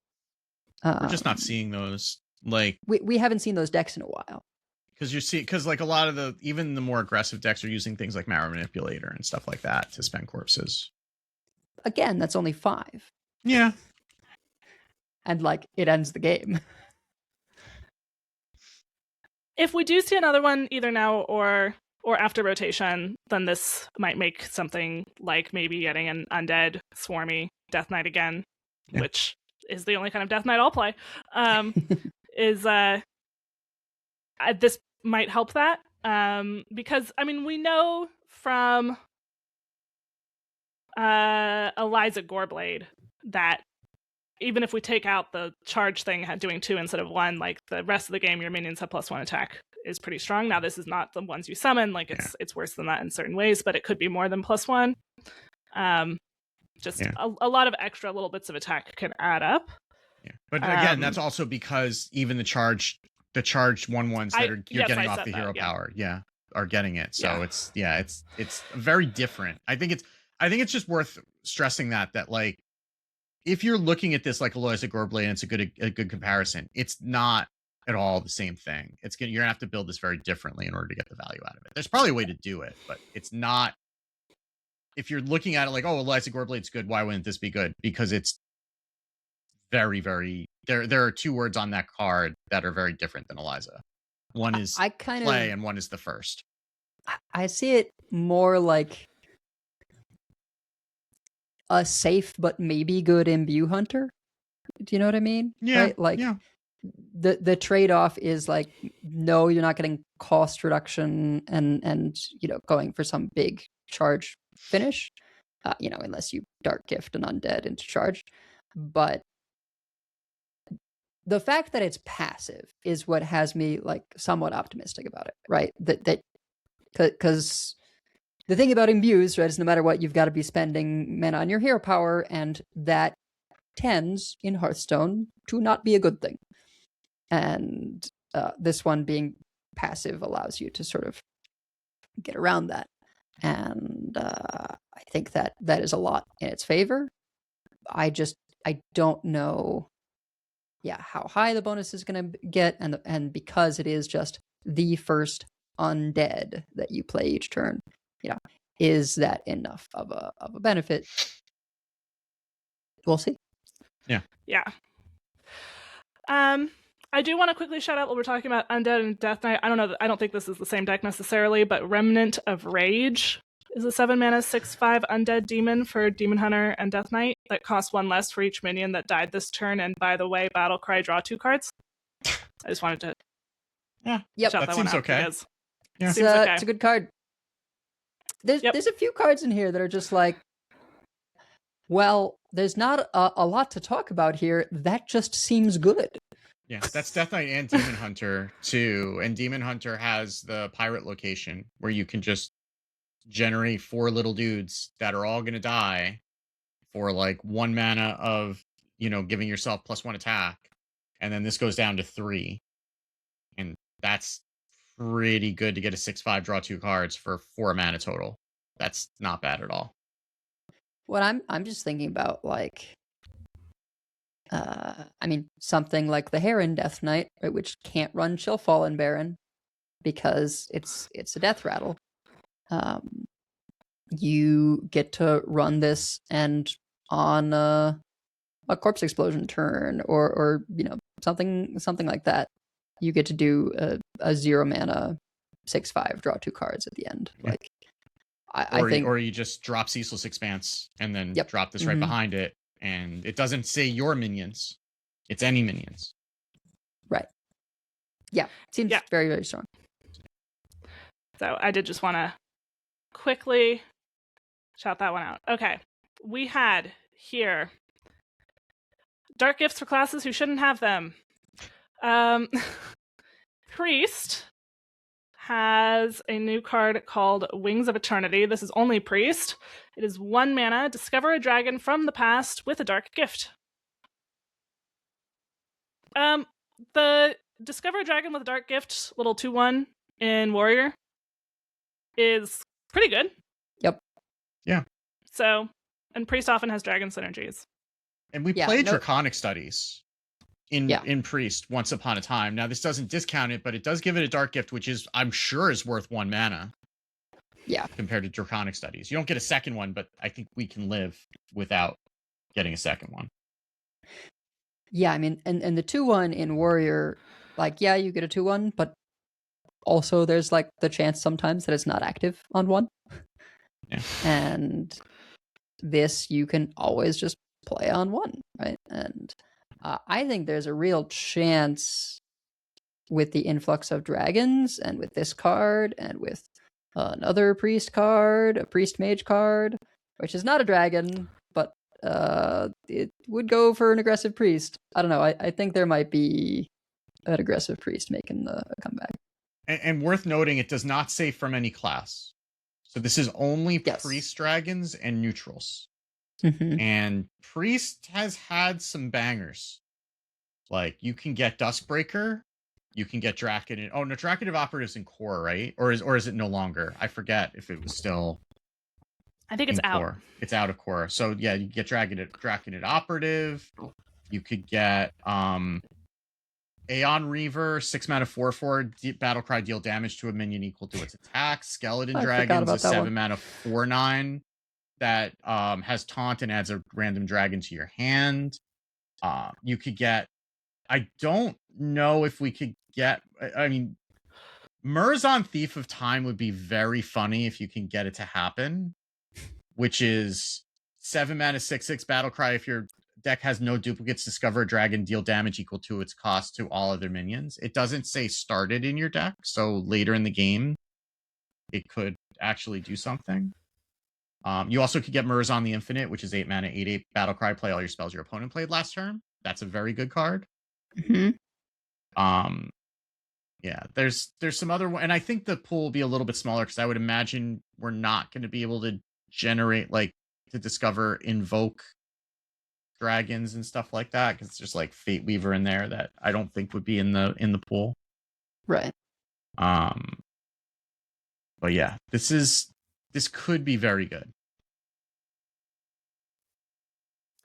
I'm going to be trying Zarimi. I'm also going to be trying maybe just Menagerie or Aggro thing. Since we're here, maybe we'll talk more about Mage, but the Mage Priest card that I think Elle was referencing is Fragment of Nothing, a 4 mana 3/6 elemental. After you cast a spell on a minion, draw a card. Orbital Halo. Yep. Powered Shield. Terrifying. Utterly terrifying. Like 4 mana 3/6 and Orbital Halo existing, right? Just the capability to get your immediate value of a card draw and make a must-kill minion is quite spooky. Yeah, and again, it doesn't say your minion. Yes. So right, I mean, that's just the mage use case, right? Is that you kill opponents' things and. Well, I mean, you could cards. just play this into Nightshade Tea and kill 3 things and draw 3 cards. Yeah, and take 6 damage. But well, you're priest. You'll heal up. It's fine. I mean, I guess you don't get to heal like Death Knight does, but who does? So, but it's still you still have a lot of things that you're targeting with those things, and it this Power Word Shield's still a card. That's 1 mana, draw 2 now. That's a pretty good rate. Yeah. Make this a 3/8. That seems fine. It's so impossible to have any kind of order when dual class is involved because, like, do we want to just get bounced all over? Yeah, I know we've gone all around the place. Well, I mean, the other thing that you could cast spells on minions with in both of those classes is Eternal Firebolt, which is 3 mana fire spell for priest and mage with lifesteal, deal 3 damage to a minion. If it dies, put it back in your hand at the end of the turn. To be clear, yeah, this spell, not the minion. Yeah, this spell. Yeah, the Eternal Firebolt. Just, yeah, return this to your hand. Yeah, like, I know it doesn't hit face, but I love the spells that you get back. Right? I love those spells, and mage getting access to lifesteal is a huge deal for me. So I'm quite happy with this card. Yeah, they don't generate dozens of armor at a time. So, they need lifesteal on top of that. You say that, but Sleet Skater is rotating. Yeah. Yeah, it's rotating, and like it's kind of tough for a control mage right now, right? You don't have the clears that other decks do. And I think mage is a lot more likely to exist in a space where you're not actually a control deck, but you need some tools. Mm-hmm. And so this fits nicely in there. Yeah. And also the other main source of armor, which is the Protoss spell, is also rotating. So. Yes. Yep. Thank There will be goodness. celebrations on Reddit. I'm sure they'll have something else that they're complaining about, but there will be celebrations. I mean, should we just do the mage discussion now? Sure.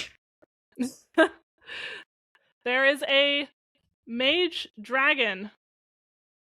Well, Mage warrior. I'll let you decide what order. Yes, sorry, mage warrior. It's also a dragon. A mage warrior 1-mana 1/3 dragon called Time Twisted Seer. It has spell damage +2 while damaged. So, you know how the Syndragosa deck gets a Moonfire? You just send the first one at this. I don't know if that's good enough to make the Syndragosa deck a thing, but it's promising, and it's +2 spell damage, and I feel like anytime there's been cheap plus spell damage, it's something to look at, right? Like, or cheap +2 spell damage. Yeah. And maybe this doesn't even end up in a Syndragosa deck, or at least not an all-in Syndragosa deck as we've seen, right? Where you've got the watercolor artist that draws the buy one get one freeze, and then you wait until that's reduced to 0, and you pop off with Cindy on turn 5 or 6, right? Like, this doesn't really fit for that necessarily, because now you're diluting your minion pool in terms of hitting what you want off the targeted minion draw. But like, maybe we get a real kind of aggressive mage that just also happens to include those things, right? Syndragosa and buy one get one freeze, and +2 spell damage is very, very strong. And in a pinch, it's 3 mana for the +2 spell damage because you can hero power it. So it makes Seabreeze Chalice insane. I'm just going to point that out. 4 damage per each one of those. Mm-hmm. You do have to damage the Seer first, but as someone for whom Seabreeze Chalice is the bane of my life. It actually is even better with Rising Waves. Because this turns Rising Waves, this turns it into 6 damage, right? Or because it's going to do... It does... doesn't it do 2? First. It's not going to kill itself on the first one, right? Because it's going to do 2 on the damage. First one. It takes 2 on the first one, then it's damaged, and then it does 4. So it's going to do 6 altogether.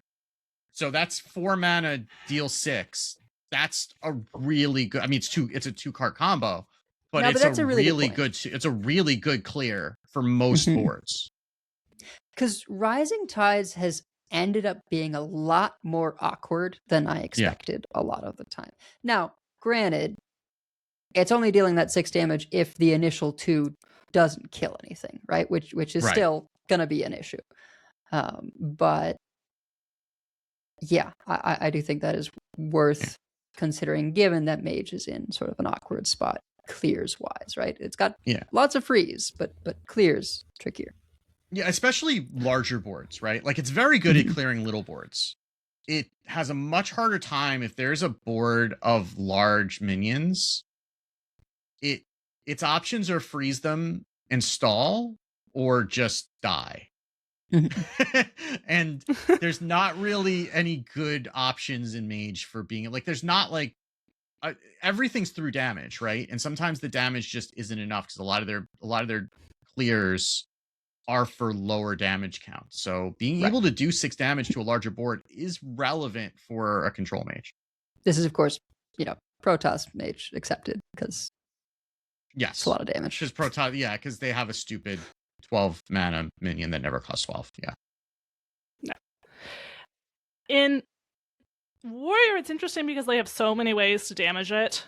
And they have things that care about damaged minions. There's a surprising number of burn spells in Warrior right now as well.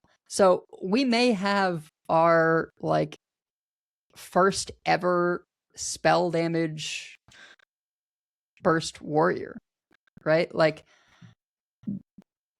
you have the dark gift, Shadow Flame Suffusion, right? That deals 2.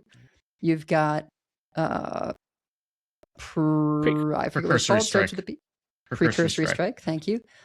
Which deals 3, so that goes up to 5, right? You've got these are not currently being run in the dragon deck, but maybe you pivot to just an enrage burn deck.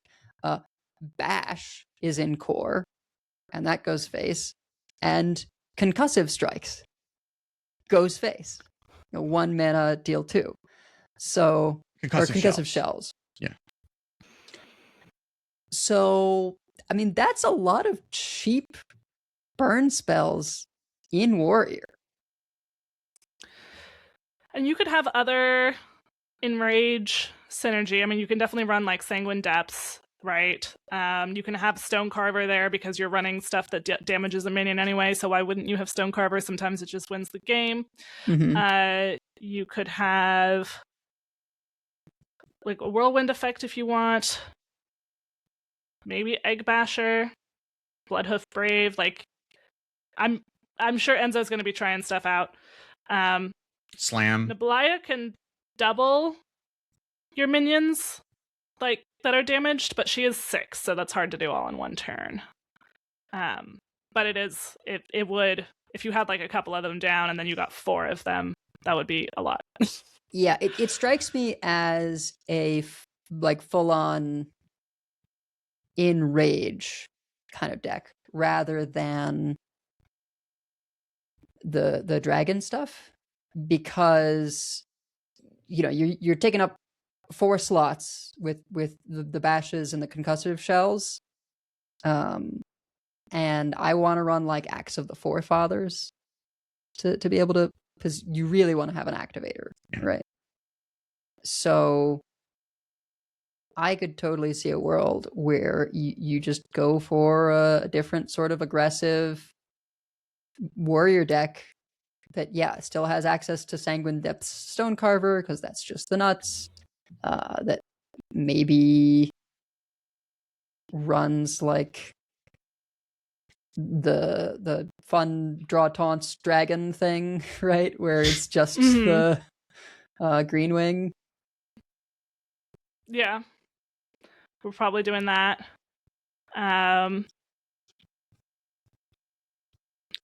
We could do it like a eggs and give them attack thing, maybe, although probably not. That's kind of a dragon thing, so maybe not. Era of Hereafter. 5 mana, 2/6 dragon, taunt, battle cry, gain +2/+2 for each damaged minion. That's true. I mean, maybe there's enough dragons that like you still do dragons, but it's just not in Elise deck, right? Maybe you go back to running Logosh.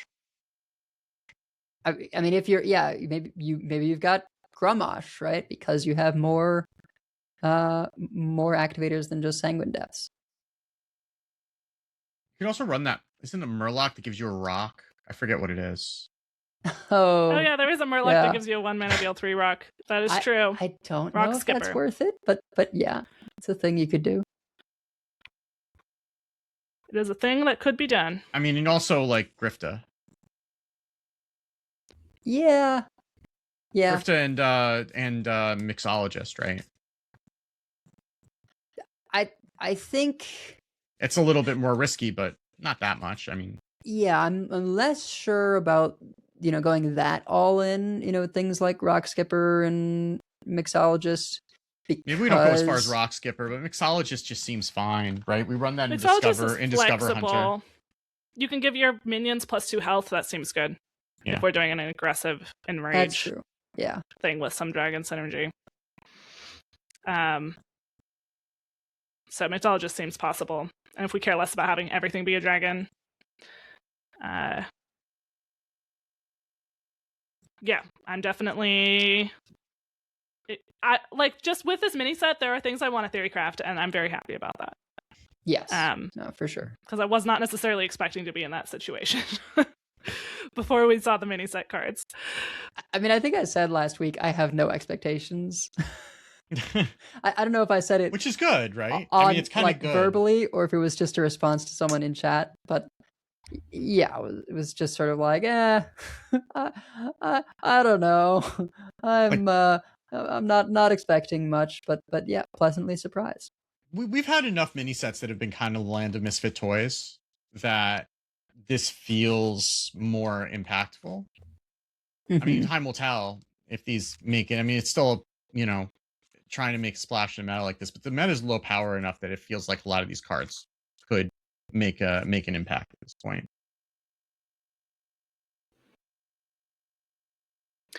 Well, we could talk about even a lot more of these cards that we haven't talked about yet. But we wanted to make sure, I want to briefly highlight the Paladin card.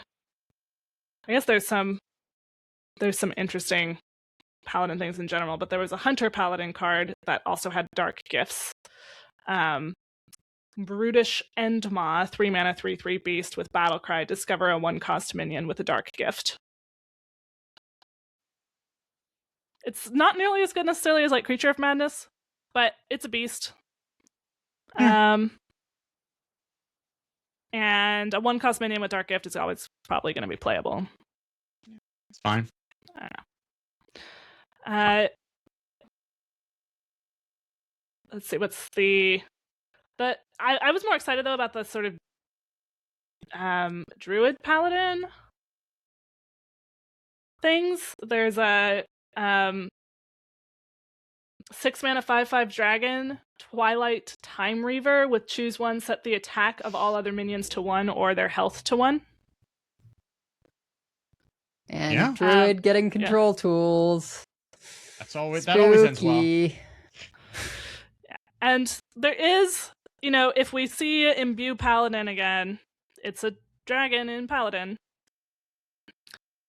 True. That buys them some time. And I could see, especially post-rotation, maybe getting Imbue Paladin popping up again. Yeah, but the ones that are coming out of the Imbue are summoned, so that's not going to do anything.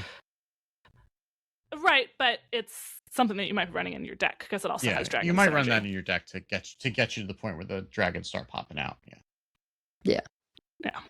That seems good, right? And I do like Control Paladin. It just often struggles to compete with the other control classes, so it's been a long time. I don't think now is going to be the moment, but it gives me a little hope that in the 4-set post-rotation, maybe there will be something. I mean, also sometimes like an effect like that is just, okay, well then I run that with Consecration and then I clear them out and I hit them in the face, right? Like, right. Yeah. That's also a thing that happens. Or I have like a couple little ones that can take out their big taunts and then I hit them in the face with my big things. So sometimes it's not necessarily a control tool. It's just like, hey, this is how I can get through a wall of taunts and end the game. True. Yeah. Druid also got, and Paladin also got, a holy spell called Acceleration Aura for 2 mana. At the start of your turn, gain a temporary mana crystal, last 3 turns. Oh my god. Why? So terrifying. So terrifying. And it's an aura for all the aura stuff for Paladin. Yeah. Yep. It sure is. I'm happy. I'm happy for the Paladin use case. I'm scared for the Druid use case. At least it's temporary. Yeah, you say that. But they already played the big things. So, yep, more ramp.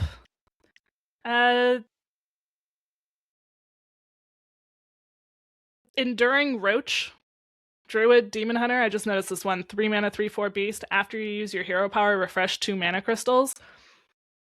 Imbue Druid would use that, but in Demon Hunter, that's just nuts because it's just like, I don't know. It is a 3 mana, 3/4, so you have to pay it out and then they can clear it, but you do at least, it's really a 2 mana, 2/4 if you're going to use your hero power that turn. Right. Yeah. I mean, yeah, Imbue Druid would probably run this. You get to go up mana crystals in Demon Hunter. Is there going to be something silly and wild with the hero power that refreshes every time you attack with a minion? I don't know. Maybe There might be. I don't know maybe enough that's about too Wild. convoluted. Yeah. Just I seems don't like know. there's. Yeah, I'm not going to speculate about Wild. I don't know enough about Yeah, it. like we are not qualified to speak on what kinds of horrible things people are going to do to each other in Wild. Like the other Druid DH card though, press the advantage. 2 mana, deal 1 damage, give your hero +1 attack this turn, draw 1 card, gain 1 armor. I think that just seems like good value. I like. I don't know. Yeah, you're essentially dealing 2 if right, you you use can your kill hero a to. 2/2. Which is important. And then it replaces itself and gives you an armor. Like, maybe it's so little of each of the things that it's not that good, but like I could see this just being so flexible that it fills space. I mean, those are all things that you want to do, or it does replace itself. Right.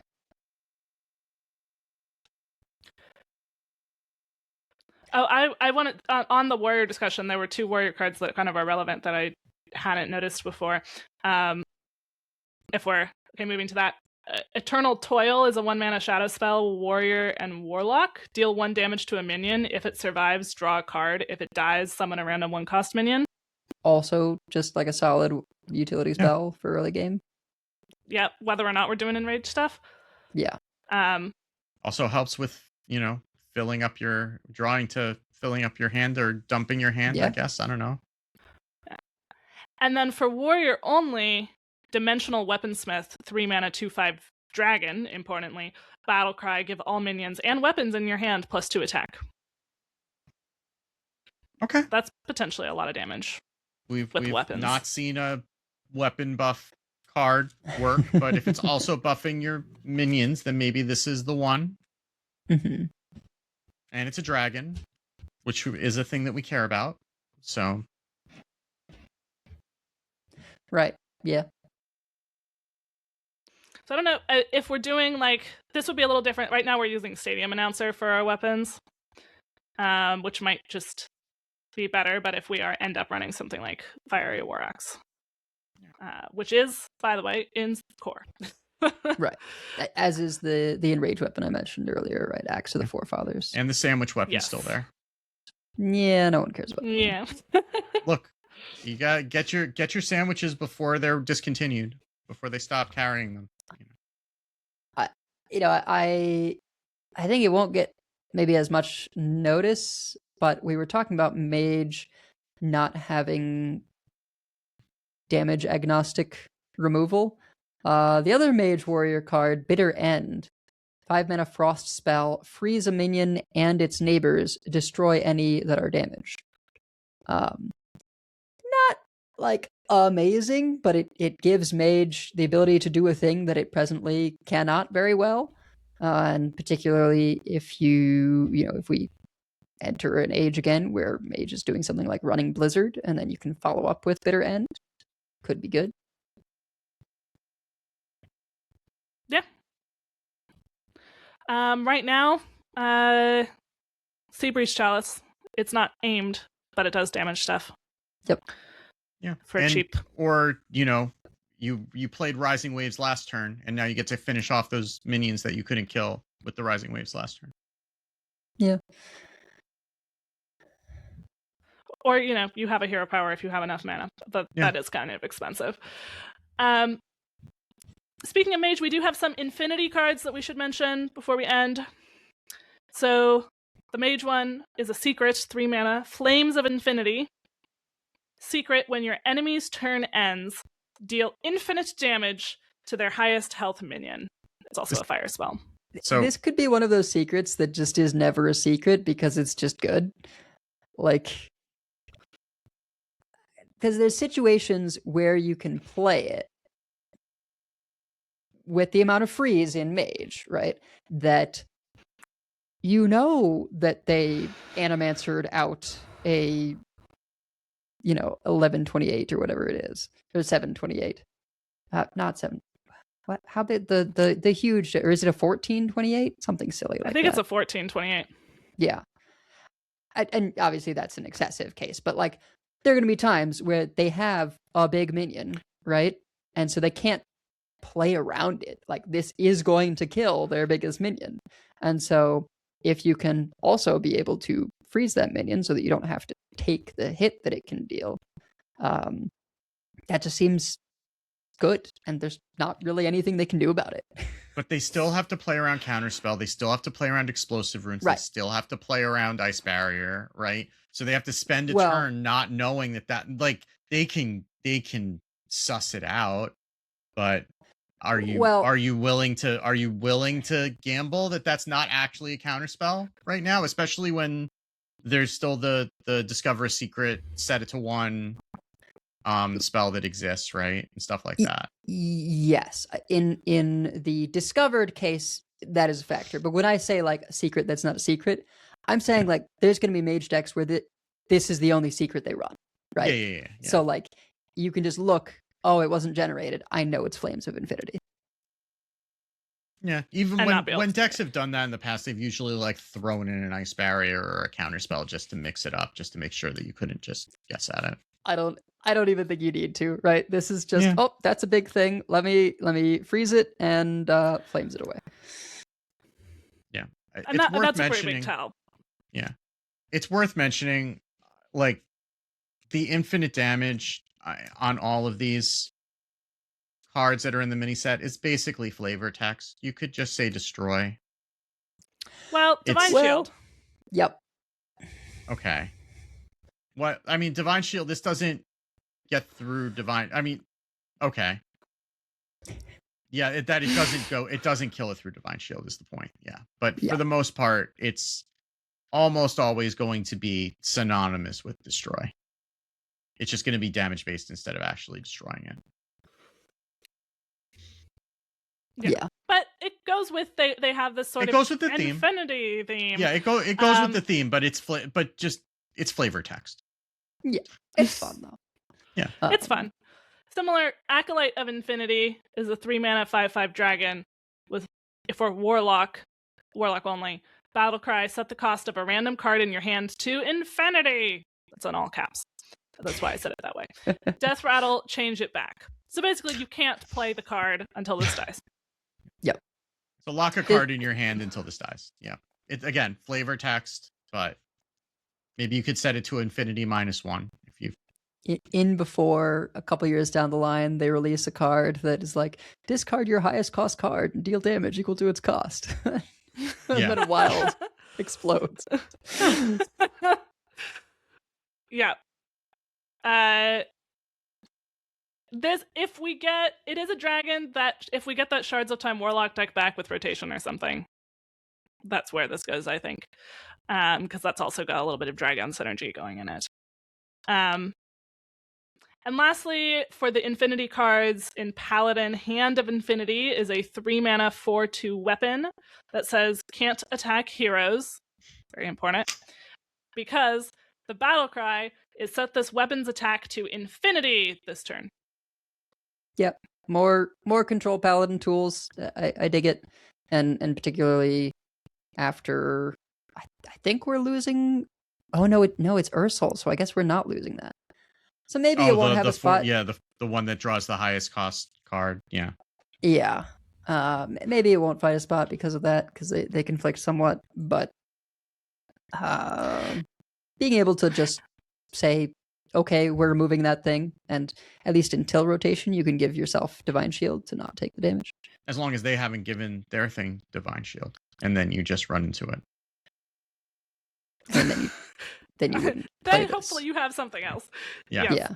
I will say there is an OTK here because you play Bloodsail Raider, and then you play the Ooze, Dissolving Ooze, on the Bloodsail Raider.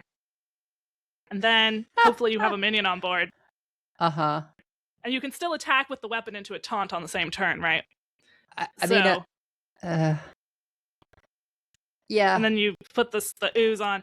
Do I think this is going to take over the meta? No, I do not. That's one of those, like, that's technically an OTK. It's not good, but because you have to spend 8 mana on the setup turn, not doing much. I mean, I guess you're removing a big thing, but it's like, what, you play this, then you Bloodsail Raider, and then you ooze it. So that's 8 mana on your setup. I guess if you ever get a Bloodsail Raider with a Dark Gift from Xavius that says charge, then that's well, sort if of you Yahtzee. stuck something on board from the previous turn and you have 10 But then mana, you need 10 mana. Yeah. Yeah. No, I don't think this is like, oh no, games are going to end on turn 6. Watch. This is going to be the Control Paladin, right? It is like, oh, yep, no, we're doing that, and that's that's the way you end the game as a Control Paladin. Is you? I mean, I wouldn't put it past Hearthstone as a game. You also could have an OTK in Wild with this and Silas Darkmoon and the 1 mana, the 1-drop that deals damage that it takes to its controller. I like that one better. Yeah. It's simple to the point. Yeah. Yes. I do like that one better as well. All right, well, are there any other cards that we want to shout out here? We didn't talk about all of them. Yeah, I mean, we talked about. Oh no, we didn't talk about the most good important ones. one. We didn't talk about the most important one, which is for all time, which is the pre-shaman spell with overload, 4 mana spell, overload 2, destroy all minions with 4 or less attack. Brilliant. No notes. Oh, yep. Yeah. That one looks pretty good. Yes.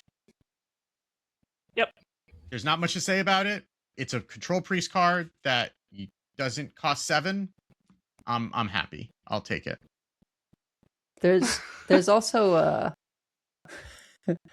a shaman card, 6 mana, 4/6, elusive taunt, costs 1 less for each mana crystal you've overloaded this game. That's going to see play in its tenure. We don't currently. I don't know about now. Yeah, we don't currently have like a deck that does a lot of overloading. This is gonna come up in the future. Yeah. Also, he's a very angry frog. Indeed. Yeah, it's a dragon frog. A dragon frog. Yeah. Looks like something out of Avatar.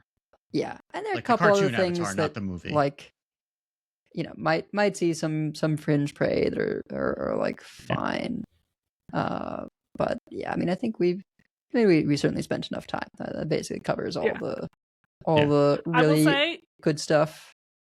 You can do Big Frog Synergy, Rocket Hopper, 5 mana, 10/10 rush, overload 4, and then you drop Haywire or Hornswoggle behind it if you've already overloaded from, like, I don't know, First Contact or Lightning Bolt or something.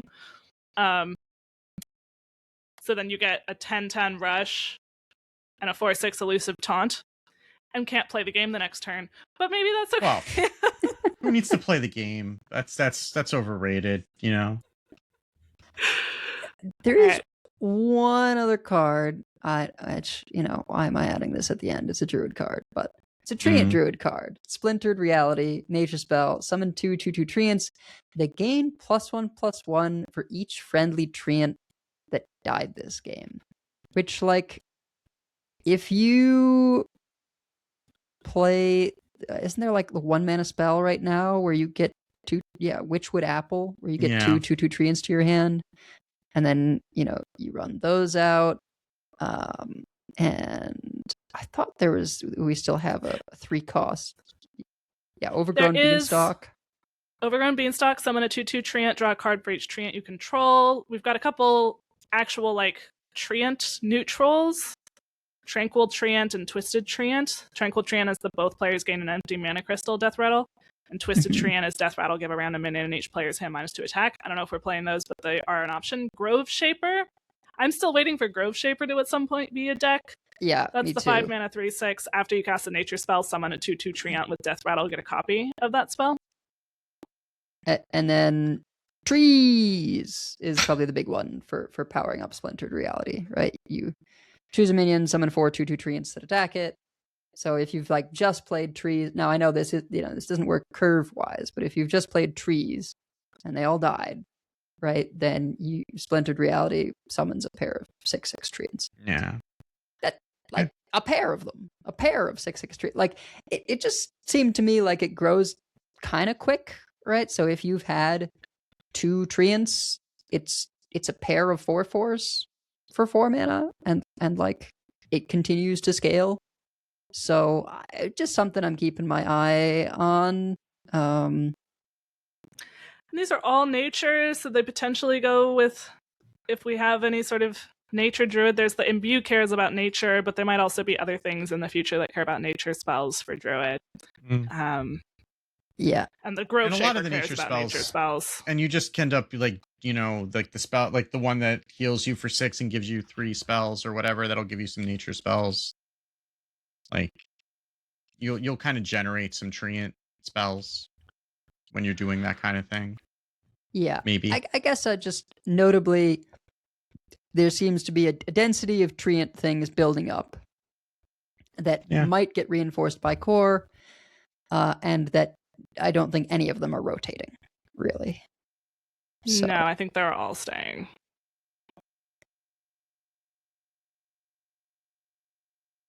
Hold on. Yeah, I think they're all Emerald Dream or later. What about Overgrown Beanstalk? Nope. Overgrown Beanstalk is going. That one was Whizbang's Workshop. Oh, that did sound like a Whizbang that's card. fine. Yeah. Yeah. But the other ones, and Witchwood Apple is core, but assuming they keep it in core. Yeah. Or even if they don't keep it, if they put in one of the 3-cost summon a pair of treants, right? Like, yeah. Well, we have many folks we'd like to thank. Check out our thanks section on the website at concede.com. You can also find our content info, our show notes, and our Patreon information. You can monetarily support our show, patreon.com/coinconcede. Join us every week live by following us on Twitch at twitch.coinconcede.com. Join our community chats in our Discord at discord.coinconcede.com. Write into our email at coinconcede@gmail.com. Follow us on Blue Sky at coinconcede. Subscribe to us on YouTube at youtube.com/coinconcede. And if you'd like some CC swag, head on over to our shop at our website, and then click the link from there, or go to the show notes and click on the link there. It'll go to our shop in Fourth Wall. One day, CoinConcede, shop.coinconcede.com will work again. But yeah, I put, Lana, right, the influencer manager, and Team 5 for giving us some codes for the show to, for ourselves and for us to give away. Always nice to be able to do that for both, so that we don't have to stress about getting bundles and mini sets and things, and to provide for our awesome community. So we'll be working out what ways we're gonna do those giveaways, but I think they're basically gonna be direct community things, not like social media giveaways. Yeah.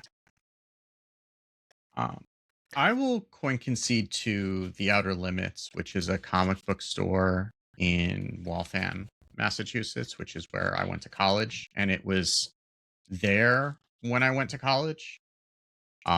Was very surprised a few months ago to go and saw that it was still there.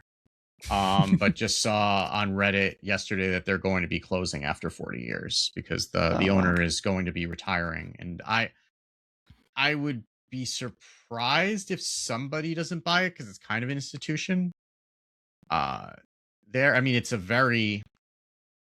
It's kind of claustrophobic actually when you're in there. It's one of those comic book stores that's just like floor to ceiling stuff, and just full of like all kinds of treasures, and it's a very cool place, and it's amazing that it's lasted this long. I think it's just from the love of the owner that it's, and I guess he wants to spend time with his grandchildren, which, completely fair. So hopefully somebody will keep that going, but if not, it is quite an institution that we're going to be losing. There are a lot of comic book stores and a lot of good comic book stores here in Massachusetts, and I don't do comics anymore. My daughter does, but that one was kind of special, and something from my my college days. There's not many things from my college days that are still around because I am old. So U.S. comic book stores at this point also stock manga, or would that be considered like a purity issue? Some of them do. I don't know if this one does. A lot of them also do. Actually, a lot of them don't do like trading cards, or they'll do Pokemon if they're doing trading cards. They may do. Some of them do manga. It depends on, like, some of the comic book stores are like, we are comics, and we have long boxes, and we have a rack of comic books on the wall, and that is it. And it's like, like the soup guy from Seinfeld, like, no soup for you. Like, no, we don't have anything. We have soup. Then there are others like the store that I play Magic at that do everything. They're just like pop culture things. Like they have comics, they have card games, they have Dungeons and Dragons, they have video games, they have everything. So it just depends on the store, really. And those will definitely have manga. I think there's a pretty sizable manga area at my store. And also like, models of whatever, like the little plastic models from anime series and stuff, like figures and stuff like that. So what about you, Megasa? I've stalled for you for a while, so there we go. Well, I will coin concede to Sandfall Interactive that made Claire Obscure. They don't need more praise, but it is a fun game. I was definitely like, is this gonna live up to the hype? And I don't think it's a game for everyone, but I am enjoying it. I need to hurry up and finish it so that I can get my life back. And also, shout out to my husband who had a really bad week, and I hope we can have a better end of the week than we had beginning of the week. Not a fun week at work, basically. Well, hopefully things get better for him. But until next time, that'll do it for us. So keep calm and burgle responsibly. And if you see us on ladder, coin concede. Coin concede. Coin concede.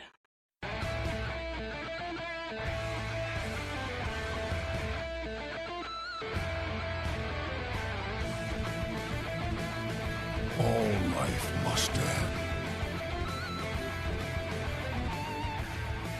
I yield for now. I concede. Well fought. I concede. You win this one. The victory is yours. You have bested me. I give up. You win this one, friend.